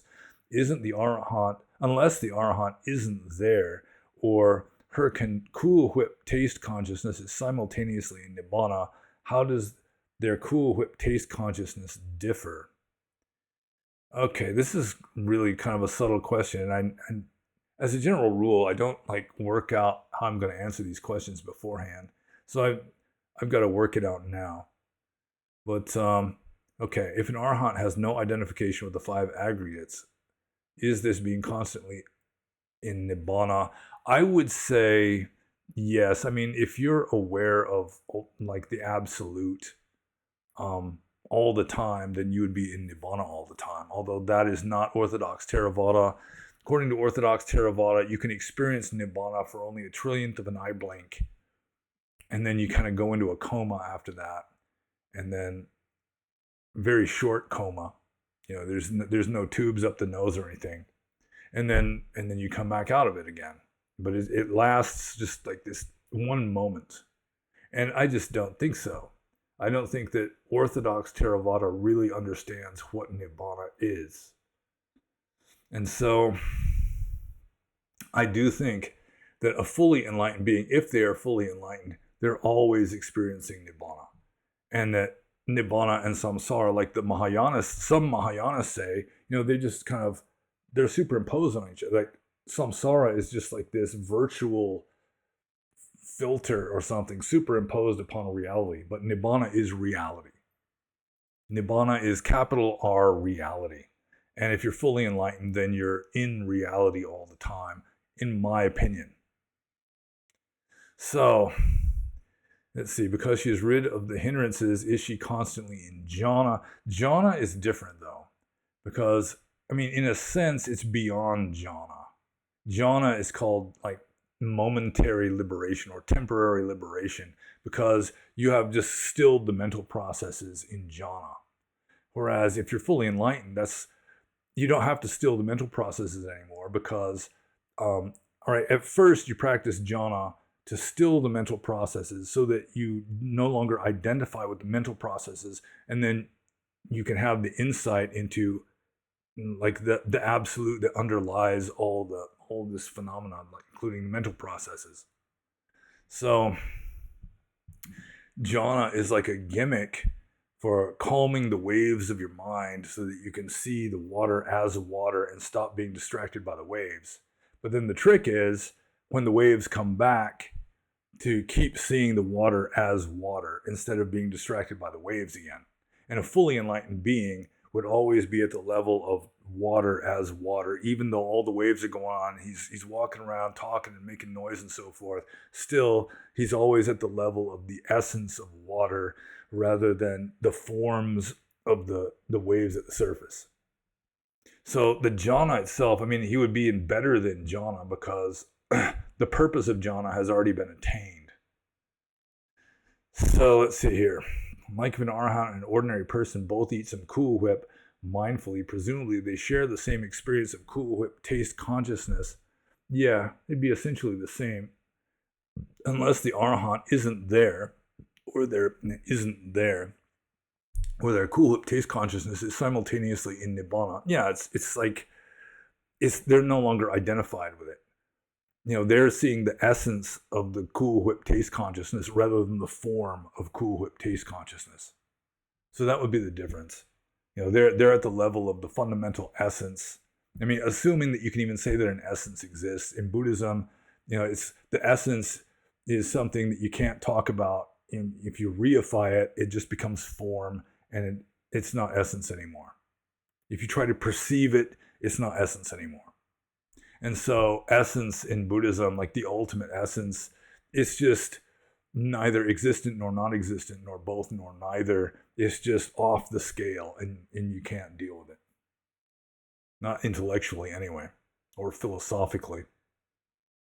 So yeah, the difference between the Cool Whip taste consciousness of an enlightened being and an unenlightened being, in my opinion, is that the enlightened being would be experiencing the Cool Whip taste consciousness at the level of essence or pure consciousness, and not at the level of perception and distinguishing the forms and so forth. That might be going on to some degree, but they're not identified with that either. And they're just, it's like being mindful, where like anger arises, the ordinary person just gets mad, but the person who is very mindful, they just observe anger. It's just anger is arising. It's not them. It's just this energy state that's arising, and they just observe that. But it's really hard to talk about this in the English language or any other language, because you can't discuss what's off the scale using words, because words are by their very nature on the scale and can only deal with what is on the scale. So I hope I answered that question. I tried to. I kind of had an idea of how to answer it anyway. But it's time to move on to the next question. You don't want to get hung up on one question and just stall out. So, Cool Whip's next question, or rather the Proto-Pseudo-Monk's next question, is Going Against Our Nature and the Highest Good. That's the title. And the question is, why is the state of non-attachment the highest? The renunciant Buddhist way is missing out on life big time. All of life's joys are forcefully, willfully taken away. Our most primal urge for procreation, having a family, is eradicated, which is what makes life meaningful and virtuous for most humans. In solitude, what I thought were biological pressures, how nature intended, I have found may in fact be societal pressures conditioned culturally through many sense impressions. Back in society, these longings arise. Nonetheless, before life was deeply unsatisfactory but fun, interesting, exciting, the renunciant life is satisfactory but extremely uninteresting. And there's no question at all. Oh, wait, it's the very first sentence. Why is the state of non-attachment the highest? Well, it's pretty much in accordance with what I was saying in the last confusing, difficult question to answer, in that, I mean, you're beyond anything to be attached to, because the stuff to get attached to is just surface forms. You're not at the level of essence. And also, I mean, full enlightenment, according to the testimonies, I mean, it's better than orgasm. It's better than any kind of worldly pleasure, because it contains everything. It's sort of like God. You know, that's how the absolute is like identified by theistic religions, theistic spiritual systems. It's like, I mean, you've got infinity.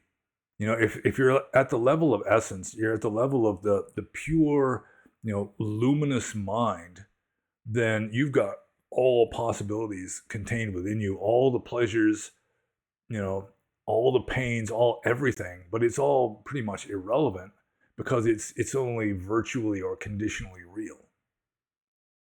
It's in accordance with independent co-arising, or paticca samuppada.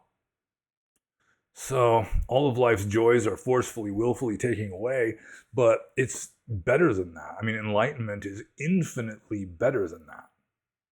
It's just that you have to go through some dark night of the soul and aridity and so forth to get to that point. So it's, you know, at first, when you're only partway there, it can seem pretty awful. But when you attain the goal, then it's well worth it. You know, it's infinitely better than samsara.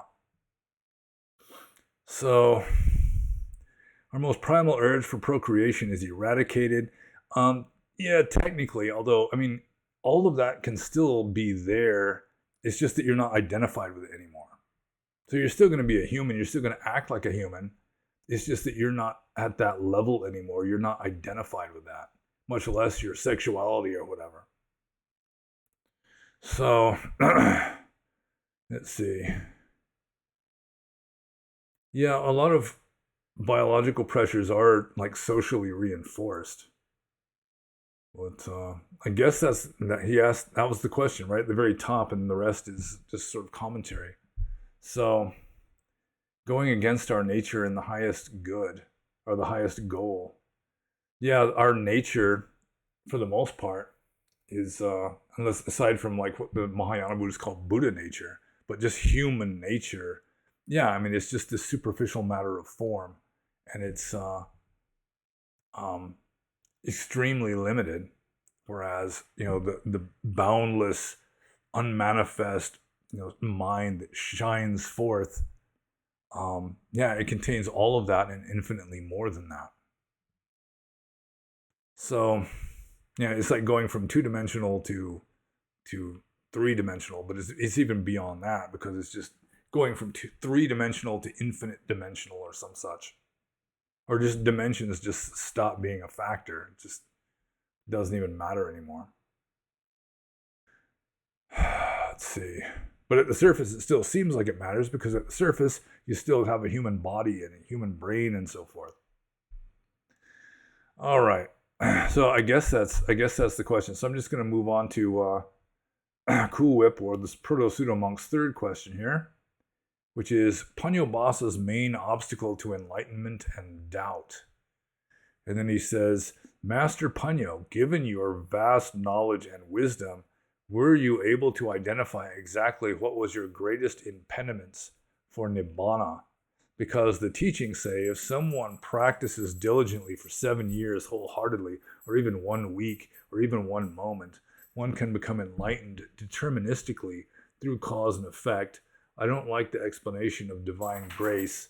If the causes were put in, I don't understand why you yourself aren't an arahant. If you have identified the main obstacle, have you found the solution to overcome the obstacle? And then, wait, this might be another question here. Could you speak more about how doubting everything was hitting rock bottom? This is a whole different question. Still, it adds up to, well, that's 4 questions. He slipped another question at the end there. Okay, see, I got distracted by that. Let's see. I don't like the explanation of divine grace. If the causes were put in, I don't understand why. You yourself are an arahant. If you have identified the main obstacle, have you found the solution to overcoming that obstacle? Well, I mean, it's hard to say exactly because an unenlightened person is insane. Putujino umadako, the common person is insane. And it's the insane person is trying to see his own true nature. And it doesn't work that way. If you're delusional, how are you going to see what you need to see? So he does seem to have a kind of misconception here. He doesn't like divine grace, but then he says one can become enlightened deterministically through cause and effect, but no, it doesn't work that way because enlightenment has no cause and has no effect. It's off the scale. You cannot use worldly causes to get to something beyond samsara. You cannot use samsaric phenomena. I mean, it can happen sort of, but you can't just deterministically use samsaric phenomena to go beyond samsara. I mean, it's off the scale. So there is still something sort of like divine grace. I mean, it wouldn't be called divine grace, but I mean, you cannot force yourself to become enlightened. You cannot make yourself enlightened. The best you can do is just be ready for it if it happens. It's like Krishnamurti used to say, you can open the window, but you can't make the wind blow in. So that's the best you can do. You clean your room good enough that you can even get to the window. Then you open the window and then you wait. And maybe the wind will blow in and maybe it won't this time. So if the causes were put in, I don't understand why you yourself are an arahant. Well, it's like, it's not a matter of cause and effect, really. Nibbana is just beyond cause and effect. It's like a paradox. In a way, it's sort of like God, sort of, or Tao, or Brahman, whatever. It's just the ultimate. So, there's one kind of question here about main obstacle here. Were you able to identify exactly what was your greatest impediment for Nibbana? I actually went to a spirit medium in Burma. I've written about this. I don't think it's online anymore. But I asked this spirit medium who was channeling. She was channeling some kind of Arya Deva, like his name was Abhaya Kumara, and he lived in Tawatimsa heaven or something, and he was some kind of Arya. And so I tested this spirit medium to see if she really did have any kind of psychic abilities, and she apparently didn't, not in my case. Maybe it's just my lack of faith just kind of grounded her. But anyway, I asked her what was my greatest impediment in life as a Buddhist practitioner, and then she said doubt. But she had already failed my test. So I just kind of asked because I was planning on asking her that anyway. But yeah, let's see. That was one part of the question here. This is kind of tricky. This is one of the tricky things about long questions is there can be like all these different sub-questions that are added in. Let's see. So, yeah, I'm not exactly sure what my greatest impediment has been, other than just being addicted to thinking.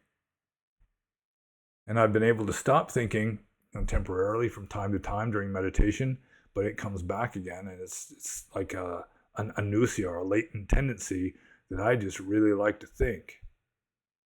So that's probably got something to do with it. And it's sort of like curing yourself of thinking, or curing yourself of any kind of unwholesome or unskillful or counterproductive habit. It's sort of like curing yourself of alcoholism, where you got to be 100%. You can't have, you can be celibate but still be like fantasizing about sex. It's not going to get you there because you haven't 100% abandoned sex. You're celibate, you're physically not doing it, you're not reinforcing it in that sense. But still, there's that latent tendency that you haven't completely eradicated, which reminds me of Mary Baker Eddy, Reverend Teacher Mary Baker Eddy, the founder of Christian Science, who said that it's easier to cure somebody of cancer than to cure them of a bad habit, because as a general rule, they don't want the cancer. Cancer is icky. They're clear on that. They don't want the cancer. But with regard to a bad habit, you generally enjoy your bad habits to some degree. You get some kind of satisfaction out of getting high, or exploding in anger, or cussing out people on the road when you're driving, that kind of thing. They don't hear you cussing, but still you do it. Just venting or whatever. Bad habits, you generally have some satisfaction or pleasure from these bad habits, and so you're not 100% in wanting to get rid of them. Like celibacy for me, it just didn't really work very well, because there is still this strong urge that just didn't go away. Not completely. It's certainly not as strong as it used to be, but that could just be because I'm getting old. So I guess I answered most of this question. It's kind of a diffuse kind of question here. And with more than one question mark, I might add. Let's see. So, identify the main obstacle. Have you found the solution to overcome that obstacle? Well, with regard to liking to think, yeah, that's a tough one. It really is. So, the solution to overcome that obstacle is just completely be 100% and just fling yourself totally into, practicing Dhamma intensively and become a saint, or at least, there has to be a certain amount of wild-eyed fanaticism involved, it seems like. So, yeah, this question is difficult to answer. And to some degree, it's like you can't stop being human. You're just stuck being what you are, and fighting against that doesn't work very well. See, that's part of the problem. It's like I've made some of my best progress in Dhamma, like just after just kind of giving up and realizing that, you're stuck being who you are. Fighting against it isn't going to work, that you just have to accept it and understand it and kind of just rise above it without trying to eradicate it. And whether that answered the question or not, I'm not sure. But I'm moving on to this subsequent sub-question from the Proto-Pseudo-Monk. Could you speak more about how doubting everything was hitting rock bottom? What do you mean exactly by doubting everything? On the verge of a transgressive fourth question. Yeah, I think you already got there. It relates because doubt arose due to not making progress towards enlightenment. Thanks. Well, I mean, I can mention there's a guy who calls himself Jed McKenna, claims himself to be fully enlightened. He just brags. He just goes on and on about how enlightened he is, which, of course, is kind of a red flag. But he was saying that his method for becoming enlightened is just write down on a piece of paper something you cannot doubt.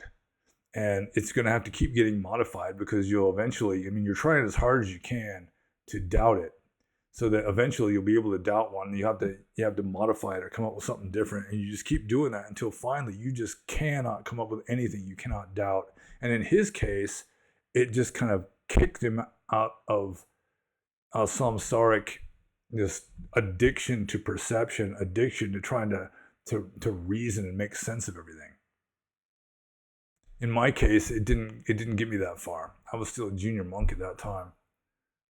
But still, it's like we are living in a world of perception. Samsara is perception. The world is will and representation. And so, like insisting on everything making sense, insisting on like figuring everything out, it's just not going to work because this stuff that you're figuring out is samsaric and it has no underlying essence. It has no underlying ultimate reality other than just formlessness, emptiness. So it's sort of like going like Kant or like Majjhimaka, where you just destroy your beliefs just through ruthless logic or whatever, and then it just kind of leaves emptiness behind it, which is sort of like jhana. It's this silence that maybe, just maybe, that liberating insight will arise from that. So doubting everything was hitting rock bottom because of essentially invalidating the entire world I'm living in.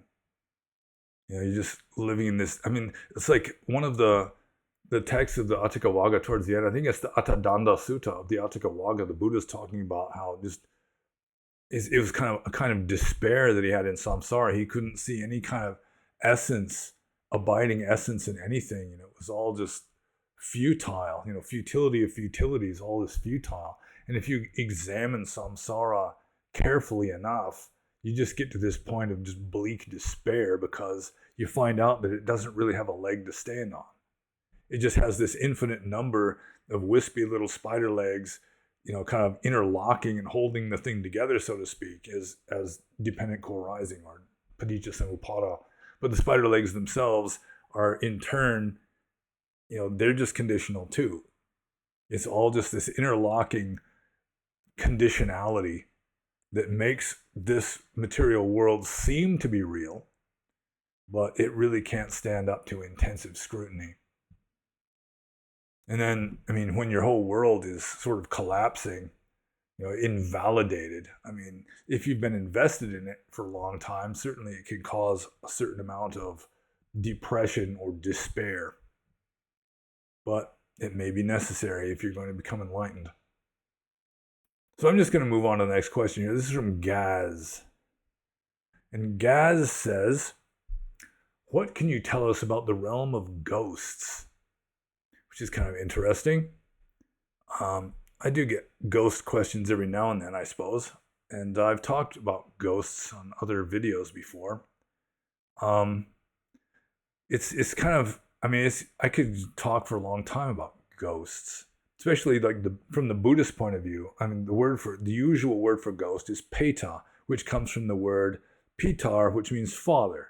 So, it's ancestors. The ghosts are deceased ancestors, and the realm of hungry ghosts comes from the idea that those are the ancestors that never got food offerings. Like in ancient India and a lot of places in the world, like China also, I mean, you had to make offerings to your ancestors to keep them going because if they didn't receive offerings, they would become poor and miserable, the hungry ghost.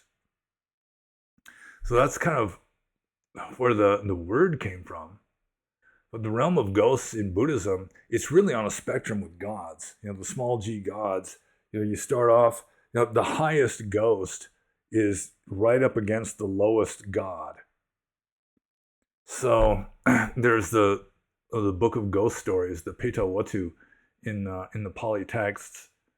That's they're like gods, except for they had this one transgression as a layperson, before they died, that kept them from becoming really, ascending up into heaven, so that they would be like bound to this earth, living in a celestial palace and so forth. They lived like gods. They lived for thousands of years, but they had some fault. They had really bad breath or something, or they had to walk around naked all the time, as a kind of karmic punishment for this one thing that prevented them from really becoming a small g god.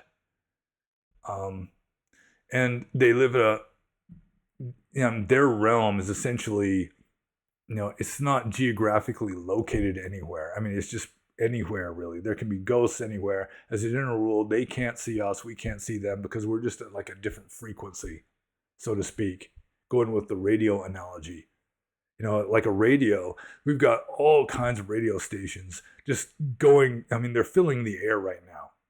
And you've got a radio, it tunes in on one of those and ignores all the rest. And that's kind of the way we are. We're aware of this one bandwidth of reality or virtual reality, but there's all these other bandwidths just superimposed on us that we are oblivious to because we're just not tuned into that wavelength. And the ghosts are living at a different wavelength than us, so to speak. For the most part, we can't see them, but a few liminal people or like small children or so forth, something like that. They haven't, they've got a fuzzier receptivity on their radio. They're more likely to be able to see them. And some ghosts, for the most part, ghosts can't see us either. But it's just another realm of virtual reality, no more or less real than this version of reality. And there's probably more than one. My father did a lot of hypnotic regressions, and he has seen ghosts before, or at least he claimed to see ghosts. And he'd hypnotize people, and they'd go into these realms like astral traveling and so forth. And he met with dead people and he guided other people to meeting with dead people and so forth. And so I'm a little more open-minded on the subject than most scientifically educated Westerners. But it's considered to be a subhuman level of existence. You're better off being a human than a ghost. But like I said, some of the ghosts or the petas, they're right up to the lower limits of being a small g god or a deva. So it's sort of a continuum or spectrum in that respect. And let's see, I've been going at this for over 2 hours, so I'm going to just move on to the next question, because I could talk about ghosts quite a lot, I think. So Gaz's second question is, are Western ideas of ghosts compatible with the Buddhist view? Well, there's different, the main Western idea of ghosts is that they're just bullshit, they don't exist at all. So that's not really compatible with the Buddhist view. I think there's lots, because the belief in ghosts really isn't mainstream in Western culture anymore, that you've got all kinds of different beliefs of people about ghosts, and I assume some of them are fairly compatible in some respects with the Buddhist view.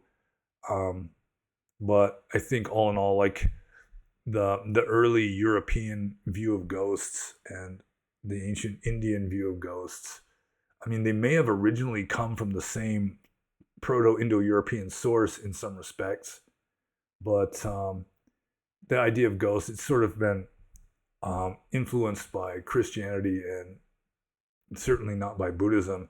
So there's going to be differences. Like in Buddhism, a ghost does have a physical body. It's just that it's of a different kind of matter. It's more, like a different wavelength of matter or whatever. Whereas in the West, they're considered to be just sort of energy, like residual energy or some such. Like some like parapsychologists. My sweetheart is addicted to ghost shows. She loves watching ghost shows at night, and then she always falls asleep, or almost always falls asleep within the first 20 minutes. And then I watch the rest of the ghost show because because. And I mean, some of these parapsychologist guys or just ghost specialists, they will say that sometimes what you consider to be a ghost is really just a kind of residual energy. Like you had a person with a strong personality that kind of left a kind of psychic imprint in a place, so that even though they're really not there anymore, they've moved on to wherever it is they moved on to, there's still like this psychic imprint that is still having like reverberations, later on as a result of them having lived there. So that would be different from the Buddhist idea of ghosts. And then the whole idea of hungry ghosts in the West is pretty alien. It's more of an Indian, ancient Asian idea of the hungry ghosts, which itself evolved culturally from the idea of ancestors that were not, did not receive offerings from their descendants. So, yeah, I'm not exactly sure like what the ancient Roman belief about ghosts was. So I can't really compare that. But yeah, I mean, there's some overlap, but not like perfect overlap at all. So I'm just going to move on to Gaz's next question here, which is, what are your opinions of Zoroastrianism? And I really don't know that much about Zoroastrianism. I tried reading the Zendavesta when I was in college. It was in Max Muller's Sacred Books of the East series. And so I was trying to read through that, and it really did not make much of an impression on me at the time. It just didn't sink in and integrate into my memory very well. Yeah, it's kind of a obscure religious system. There's a lot of debate on exactly when it arose and in exactly what kind of culture it arose. It's a relatively early religious system that arose in, I think it was Bactria. I mean, it was identified with Persia in ancient times. It was mostly Persian. Like the Zoroastrians who still exist, or many of them at least, are called Parsis, who fled Persia when it turned Muslim and became like refugees on the west coast of India. And Parsi means Persian. They're Persians. But even nowadays, Zoroastrianism has been influenced a lot by monotheistic religions. So their Ahura Mazda, or whoever their primary god has become more of a just like the central god, like almost like a monotheistic god. Whereas earlier it was very dualistic. You had the good god and the bad god, and it was just like this eternal war between good and evil. And I just cannot relate to dualism. I'm not a dualist. I'm more of a non-dualist than a dualist. And considering that you've got, a real good God and a real bad God, and the real bad God of the Zoroastrians eventually evolved into Satan in the West. It wasn't until the Jews, the Hebrews, had the Babylonian captivity and they were surrounded by Zoroastrians that they came up with the idea of Satan. Satan is hardly mentioned at all in the Old Testament. I think there's only 3 books of the Bible. Job, of course. And then there's just a couple of minor prophets. Oh, wait, maybe one minor prophet, and then it was like the Book of Chronicles or something. There's one brief mention of Satan, I think. Not like in Christianity where, everyone and their sisters like possessed by devils or something. So, I mean, I really don't know a whole heck of a lot about the Zoroastrianism. It's one of those religious systems that I've never really studied intensively. And I've read about it, and then you've got like the complications of modern Zoroastrianism is significantly different from ancient Zoroastrianism. And then the roots of ancient Zoroastrianism are still like clouded in like mystery, insufficient data. So, yeah, although, I mean, Zoroastrianism in a relatively pure form could qualify as a genuinely Indo-European spiritual system. So there is that, if anyone's interested in purely Indo-European spiritual traditions. So, I mean, that's it. I mean, I really don't know a whole heck of a lot about Zoroastrianism. So, that's it. I'm going to move on to the next question. This is from Faustian. I don't know if his name is Ian and he's got Faust in front or what it is, but his name is Faustian. And he says, what is the evolutionary biological reason for the capacity to meditate? I assume it's an adaptive state in times of hardship to conserve calories and stay hidden and camouflaged, but also be perfectly focused to attack prey when it happens past the meditator. I guess by that definition, many spiders are awesome meditators. All that aids the, all that aids the meditator's chances of personal and also genetic survival. Excessive meditation, when it moves beyond extreme mental clarity, is probably very destructive of survival. Let's see, though. It then turns you into a weakly celibate human. Famous meditators like the Buddha sort of cheat as they achieve survival in the memory of their adherents and history. Thoughts? Well, I did write an article. I think it's in my first book on study or essays in Theravada Buddhism. I don't even remember the name of my own book. I think it's Essays in Theravada Buddhism. But I do have an article in there, like discussing the probable origins of meditation. And there's different possibilities. Like one is like the first meditation was just staring into a campfire. And that would have survival value in that it keeps you from wandering out into the dark and getting eaten by leopards or wolves or something. You know, it's like it sort of got turned into the mild trance state that people get when they watch TV. You know, you just kind of go blank. You know, your eyes glaze over and you sit there staring at the screen. And I assume that is just sort of a latent stare into the campfire instinct in humans. That could be, but it's not a very deep kind of meditation. You just kind of space out into a kind of trance staring at the fire.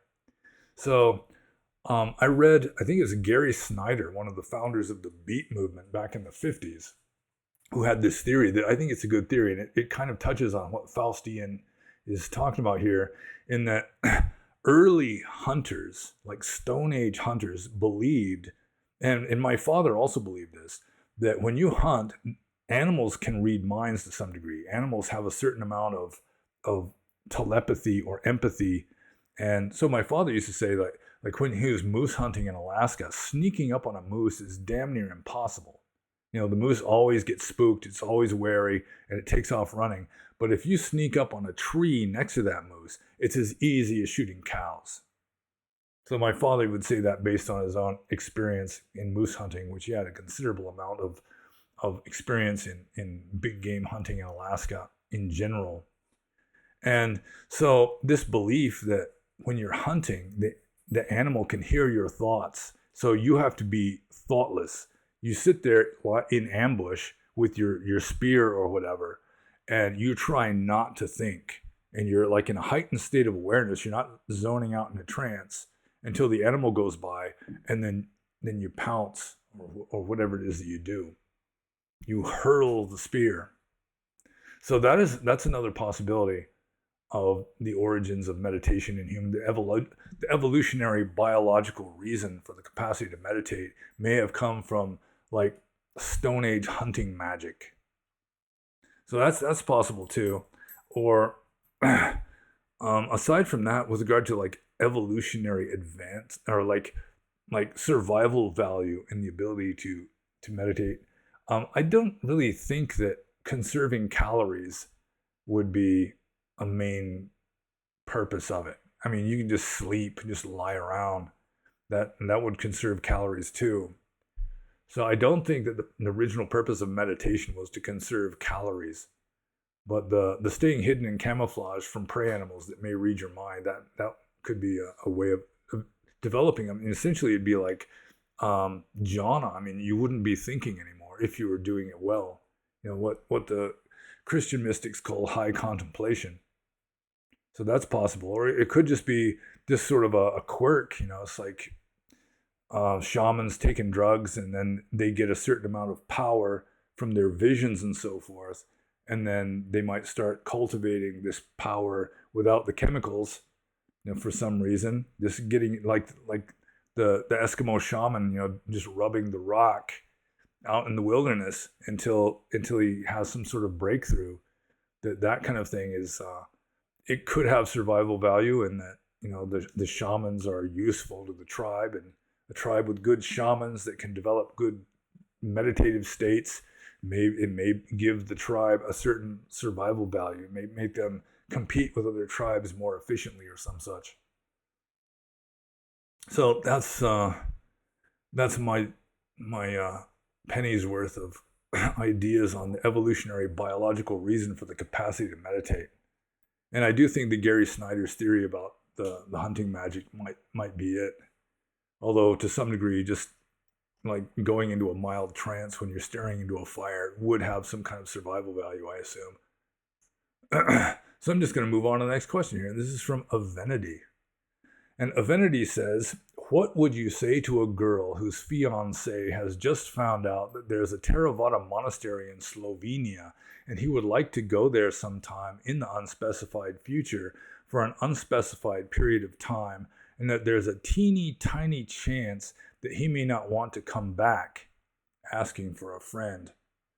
Yeah, it is kind of a sticky issue, and it's an issue that caused me, when I was fully intending to become a monk, like in my 20s, to be very cautious about my dealings with women, because I didn't want to break anybody's heart. I mean, you're going to have a relationship with someone that you genuinely love, then, I mean, you don't want to break their heart by saying, well, I'm going to go off and renounce the world now, So, I mean, it was kind of a responsibility on my part that you love somebody, you try and do right by them. So it caused me to have relatively few girlfriends. At least that was one reason why I had relatively few girlfriends when I was younger, is once I'd made up my mind that I was, in all probability, going to renounce the world someday, it's like, I mean, why would you want to have a relationship with a woman that you would not have any potential even of marrying? It's like just picking up loose women in bars and stuff was something that I never did. And, I just was never like a pickup artist, anything like that. It just struck me as, I mean, just irresponsible and to some degree dishonest, because a certain amount of insincerity is generally involved in the pickup art. And I just didn't function that way. But with regard to Avenity and her friend who may want to go off and become a monk, I mean, it's pretty common in Burma that, and the women in Burma, they're also Buddhist, so they can't really deny that it would be like a noble, exalted thing. But still, deep in their heart, they love the man and they want him to stick around, and they can be married and have kids and all that. So, I mean, if it really is a teeny tiny chance, then if you love him sincerely, then you might be willing to take teeny tiny chances that, you're going to lose him someday. I mean, everyone's taking teeny tiny chances. I mean, every time I get in my car to go to work, there's a teeny tiny chance that I'm going to wipe out on Interstate 85 and just not come home. There's always these teeny tiny chances that, it's just something's going to come to an end. So it may be that it's necessary for him to go to the monastery and visit it and see what it's like, and maybe worth the teeny tiny chance that he may want to stay there. But I mean, it's a huge chance that the relationship ends if you just find that intolerable and dump him because of it. So that's like 100% chance of failure. I mean, the only 100% chance of failure is just to give up. So, yeah, I mean, my heart goes out to you, because it is kind of a delicate situation. And I mean, it is like a noble thing to want to renounce the world and become a Buddhist monk.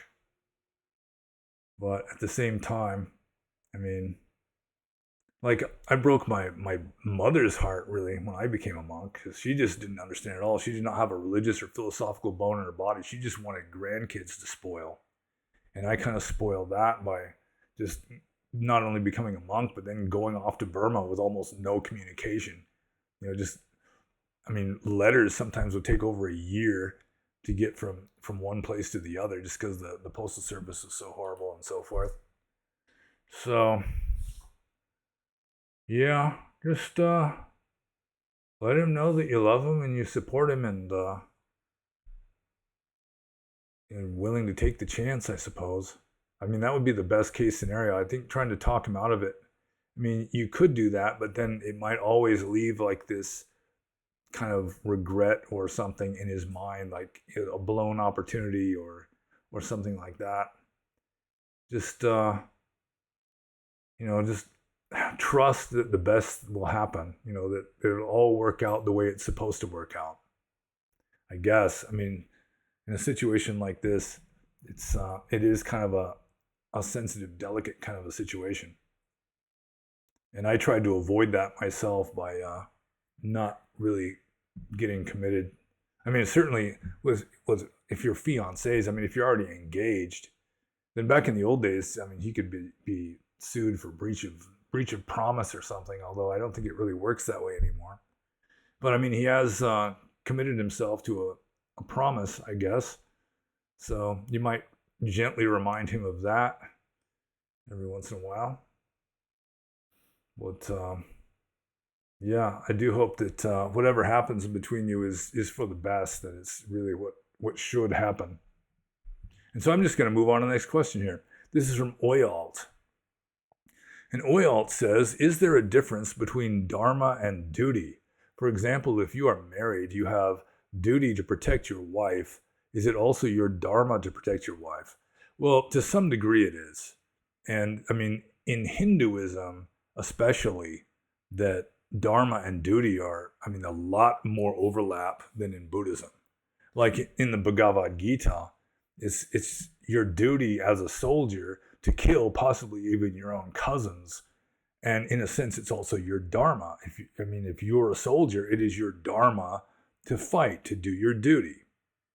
It's not nearly so much that way in Buddhism, because Buddhism is a less social system. It's based on renunciation, or originally was based on renunciation of society and family and all that. So, if you're married, according to Theravada Buddhism, then you're in a situation where occasionally you're just going to have to go against dharma, like no killing. To kill an ant is wrong, regardless of whether the ant is crawling on your baby or not. So, it's just Buddhism. It acknowledges more than any other religion, except for maybe Jainism, I think, that if you're just living a worldly life, you cannot be really a saint. You cannot have pure morals. You're going to have to do stuff that's unethical or immoral sometimes. And that would include, like somebody is abusing your wife, that you step in and defend your wife. I mean, you might even have to shoot an intruder coming into your house. You got somebody with a gun sneaking around in your house in the dark. Then, you shoot him before he shoots any member of your family. But that is not good Dhamma. That is why monks don't have families. Monks just renounce the world and go off and live under a tree. Because, if you have a family, it's your duty to defend that family.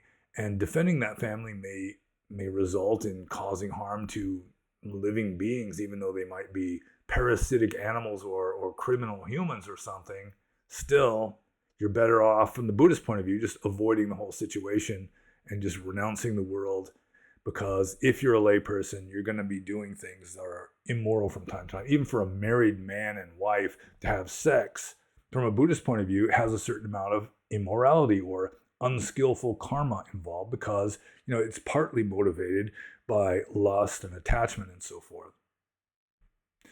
So, it is your dharma to protect your wife up to a point. And I guess you could say from the Indian point of view, it's still your dharma to protect your wife, even if you're going against Buddhist ethics, in a sense.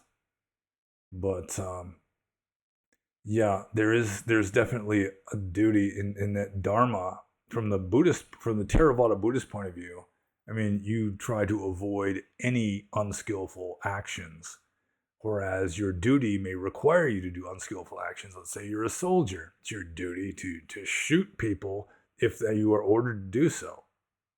So that's not good dharma, but I mean, from a worldly point of view, it's your duty. So I guess your spiritual duty would be dharma, but your spiritual duty is like internal and subjective and doesn't really deal with doing things externally so much. So yeah, getting married to begin with is, from the orthodox Theravada point of view, is not the highest dharma. That, I mean, if you really want to follow dharma perfectly, you got to renounce the world and renounce family ties and society and all that. So it's just being a layperson, and I've was chewing on this quite a lot after I stopped being a monk, that being a layperson, like a good Buddhist layperson, involves a certain amount of stoicism, a certain amount of mental toughness, and that you realize that you're not going to be doing good. I mean, you're not going to be doing the perfect thing all the time. You're going to have to be doing unskillful actions sometimes. And so you have to accept full responsibility for the shit that comes back at you in the form of karmic retribution. That you have to be tough in a certain way just to be able to accept that there's going to be karmic retribution for some of the stuff that you do, and you're just going to have to face it. And you've got nobody to complain to, nobody to blame but yourself. So you just accept it with as much equanimity, as much stoic equanimity as you can muster. And I'm just going to move on to Oyalt's next question, and his second question, and his last question, and the last question, because this is the last question. And the question is as follows. How would killing to protect a loved one work? Killing is against precepts. However, if you are mindful, you are killing to protect others or for self-defense. How does that affect the karma? Well, it does mitigate it to some degree. And I mean, on the Discord server, there was a raging debate like a week or so ago on whether vegetarianism is bad or not. And Orthodox Theravada, I mean, the Buddha obviously allowed monks to eat meat, regardless of what Mahayana Buddhists want to believe about the situation. It's right there in the texts. So you have to bear in mind that whether something is good or bad is purely immediate and subjective. Buddhist ethics are immediate and subjective. So if you can do anything without any kind of like unwholesome mental states, the action itself is just morally neutral. And the dogs are acting up. Hey, you guys, cool it. Calm down. Yeah, you too. You gotta calm down too. Okay then. So, where was I? So, outward actions are essentially morally neutral. What really is moral is the mental states involved. So, if you can do anything with completely neutral mental states, you have performed a neutral act ethically. But the thing is, certain acts are very difficult, if not impossible, to perform in a neutral manner, like killing another human being, like deliberately pointing a gun at somebody's head and pulling the trigger. I mean, it would be virtually impossible to do that with pure equanimity, because, I mean, there's a certain amount of subconscious connection between humans, and, you know, it's complicated.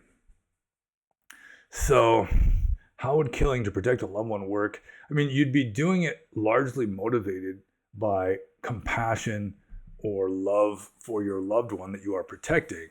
So, I mean, that would not be unskillful karma or bad karma, but still knowingly and willingly terminating another human being, or just shooting them in the leg or something, just shooting them in the torso to stop them, to eliminate the threat, so to speak. Yeah, I mean, sometimes that's the best you can do. You know, sort of like the samurai warrior ethic of Bushido. It's like And when you kill, I mean, you do it purely as a sense of duty and honor. You're not doing it out of hatred, anything like that. I've told the story before of the samurai who his master, his sensei, was a sword master. And so all these young samurai are like challenging him to duels because they want to make a big name for themselves. They're the ones who defeated the great samurai sword master. All of a sudden, they're going to be the great samurai sword master. So finally, some young samurai kills this samurai's master, his sensei. So he is duty bound to go and challenge this young samurai who killed his master to a duel and to kill him. I mean, it's just the way of Japanese samurai. So he finally he hunts him down and finds him, and they're fighting the duel. And the samurai whose master had been killed is winning the fight, and he's getting ready to just deliver the fatal thrust. And the other samurai is on his back. He just spits into his face in defiance. And then the samurai who's winning, I mean, he just gets enraged by this. And then he's really going to kill him. And then he realizes, hey, stop it! And then he realizes that he's no longer motivated by honor and duty. He's just acting out in anger. And so the only thing for him to do in a case like that is he just slowly stands up, sheathes his sword, spares the guy, and walks away because he couldn't kill him with a mind of relative equanimity. And I hope I didn't yell too loudly into the microphone when I was trying to get the dogs to stop playing right next to my chair. So ultimately, outward actions are neutral, and it's your motives that are going to determine, like your cetana is going to determine, the ethical value of the action. That all this utilitarian Western ethics that are applied to this and that, it's alien to the original Buddhist way of thinking, which is that ethics are immediate and subjective. They are dealing with your mental states, not with any kind of indirect consequences, any ramifications out there, that you may not even be aware of. I mean, it just doesn't apply here. So, killing to protect a loved one, I mean, the more you are motivated by love and desire to protect this person, the less you're motivated by anger and hatred towards the other person, then the less bad it's going to be. But almost certainly there's going to be some badness involved because you are still knowingly, shooting an intruder in your house, for example. But when you're living in the world, sometimes you got to take the hit. Sometimes you just got to do things that are, from a saintly Theravada Buddhist point of view, unethical. It just comes with the package. You get a woman and a family. You don't just have a woman and a family. You've got all these responsibilities and duties, some of which may not fit in with, the ancient saintly ethic of being a North Indian Theravada Buddhist renunciant. So again, a certain amount of stoicism, a certain amount of the samurai ethic is pretty much necessary for any man who has a family that he needs to protect, because any man that won't even protect his own family for fear of harming a criminal or something is hardly worthy of the name man.